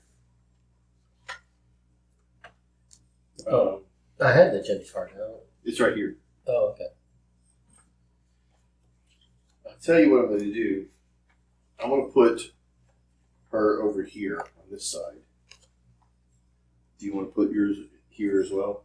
Oh, I just put them right on the front of the on the left hand side. Well, it's just that I have these things out that I have. No, it's fine. So I'll put it away. but I just put it there so that that's what I'm playing. Okay. Yeah. As long as you don't mix up those No. weaknesses with it, I won't. it'll be fine. I won't. Okay. Oh, we get the Godfather one.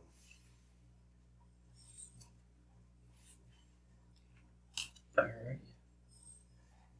So, are you thinking Thursday?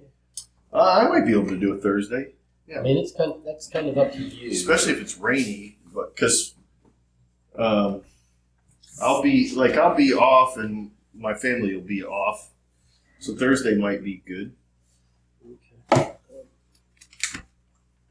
Okay, so your Agnes is right here. Yeah. So if I just do that. And then mine goes like. Yeah, and I'm gonna look online and readjust mine just a little bit. Yeah, that wasn't too bad timing wise. Oh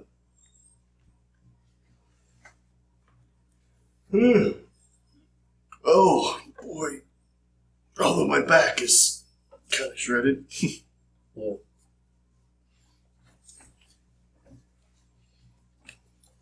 I'm gonna guess the next one with that number of locations is about the same.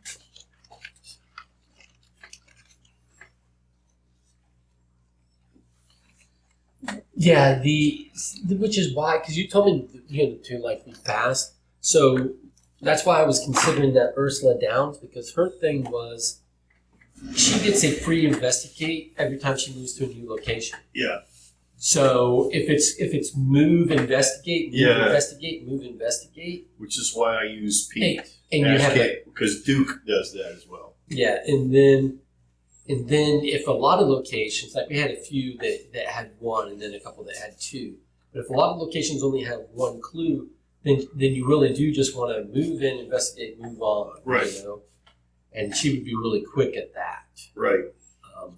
Duke, Ashcan Pete. The reason that I was like, oh, maybe I shouldn't take him is basically I don't think he's as strong a fighter.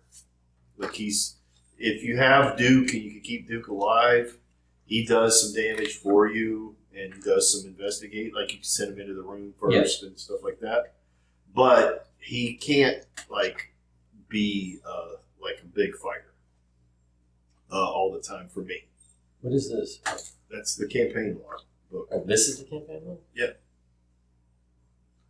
That's the campaign we're going through. And so I had it open to where we were. Oh, okay. Oh, this is that's what it was confusing. Oh, yeah. It looked like that. Yeah. Okay. Oh, yeah. It's on the inside page. Yeah, I'm sorry. Yeah. Okay.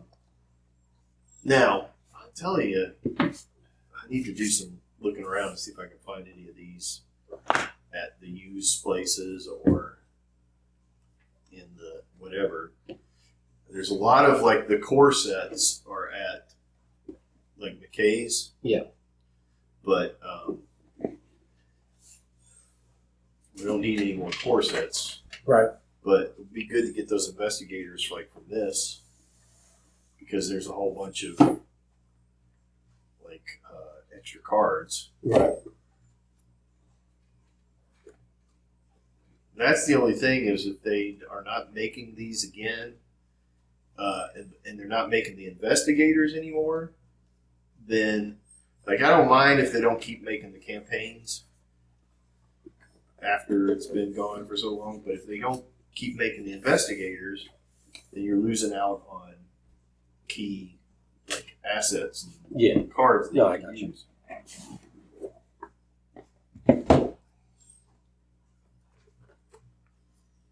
It just raises up because it doesn't because of those cards. You can force them down if you want, I think.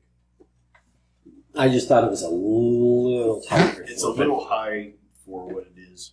That's fine. All right. I think those are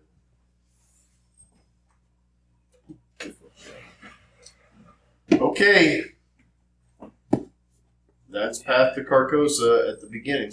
Yeah, the curtain call. We succeeded. We came out with 4 out of a potential 9 XP. I think. I don't think it was 9. It looked like. Well, there was 3 more locations we could have cleared, plus the one monster you didn't. Yeah. Right. So that's another 4 on top of the 4 we got. Yeah. So yeah, I think we got 4 out of potential. Yeah, you're probably right. You're probably right. But that's all right. I don't know if the balcony had anything, but because you could go to the balcony straight off, maybe not. Yeah, I don't know. The balcony seemed like a dead end for certain parts of it, so I was afraid of getting trapped up there. Yeah. It's a shame that I got that guy so late in the game, because if I would have got him earlier, I would have definitely... Because he's not a recycling guy, so if you can just defeat him once and then just bank those VP, yeah. And it's hard to know what we passed through, but that might be the only non-recycling element in there that we got him so late. Right. That gives victory points. Right. Yeah. All right. I'm excited about this though. Yeah. Sometimes. I think it's it seems like it might not be quite as complicated as the previous one.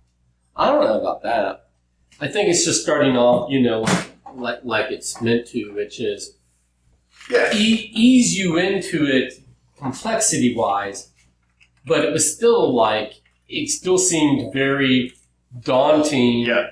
And like, especially like right at the beginning, it was like we needed 6 clues, and it was like there's only 6 clues on the entire map. Right. So we have to get all of those, and then we find out there's this big bad who's just going to keep on coming back. Yeah. And neither of us were in a position where we could one-shot him. All right. So the thing that we learned, which is the same thing we learned last time we played this, read every part of the card, understand it, and then remember to do it. Right. Like I got to keep, especially if I'm going to play a less straightforward, like a more complex character. She's not super complex. Right. But there is some minor I kept doing that too. It's like every time I was doing an action, I have to read through all my cards. Are there any triggers I'm missing, you know?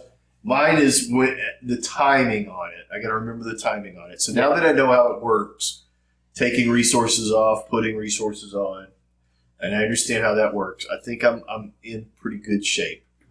I sure would like to figure out how to trigger that taking horror in a better way so that it does more damage. It does, but it's all good. Okay, I'm gonna jet because I think we're at the end. All right. I probably would say that Thursday, if you're up for a Thursday, I could do this again.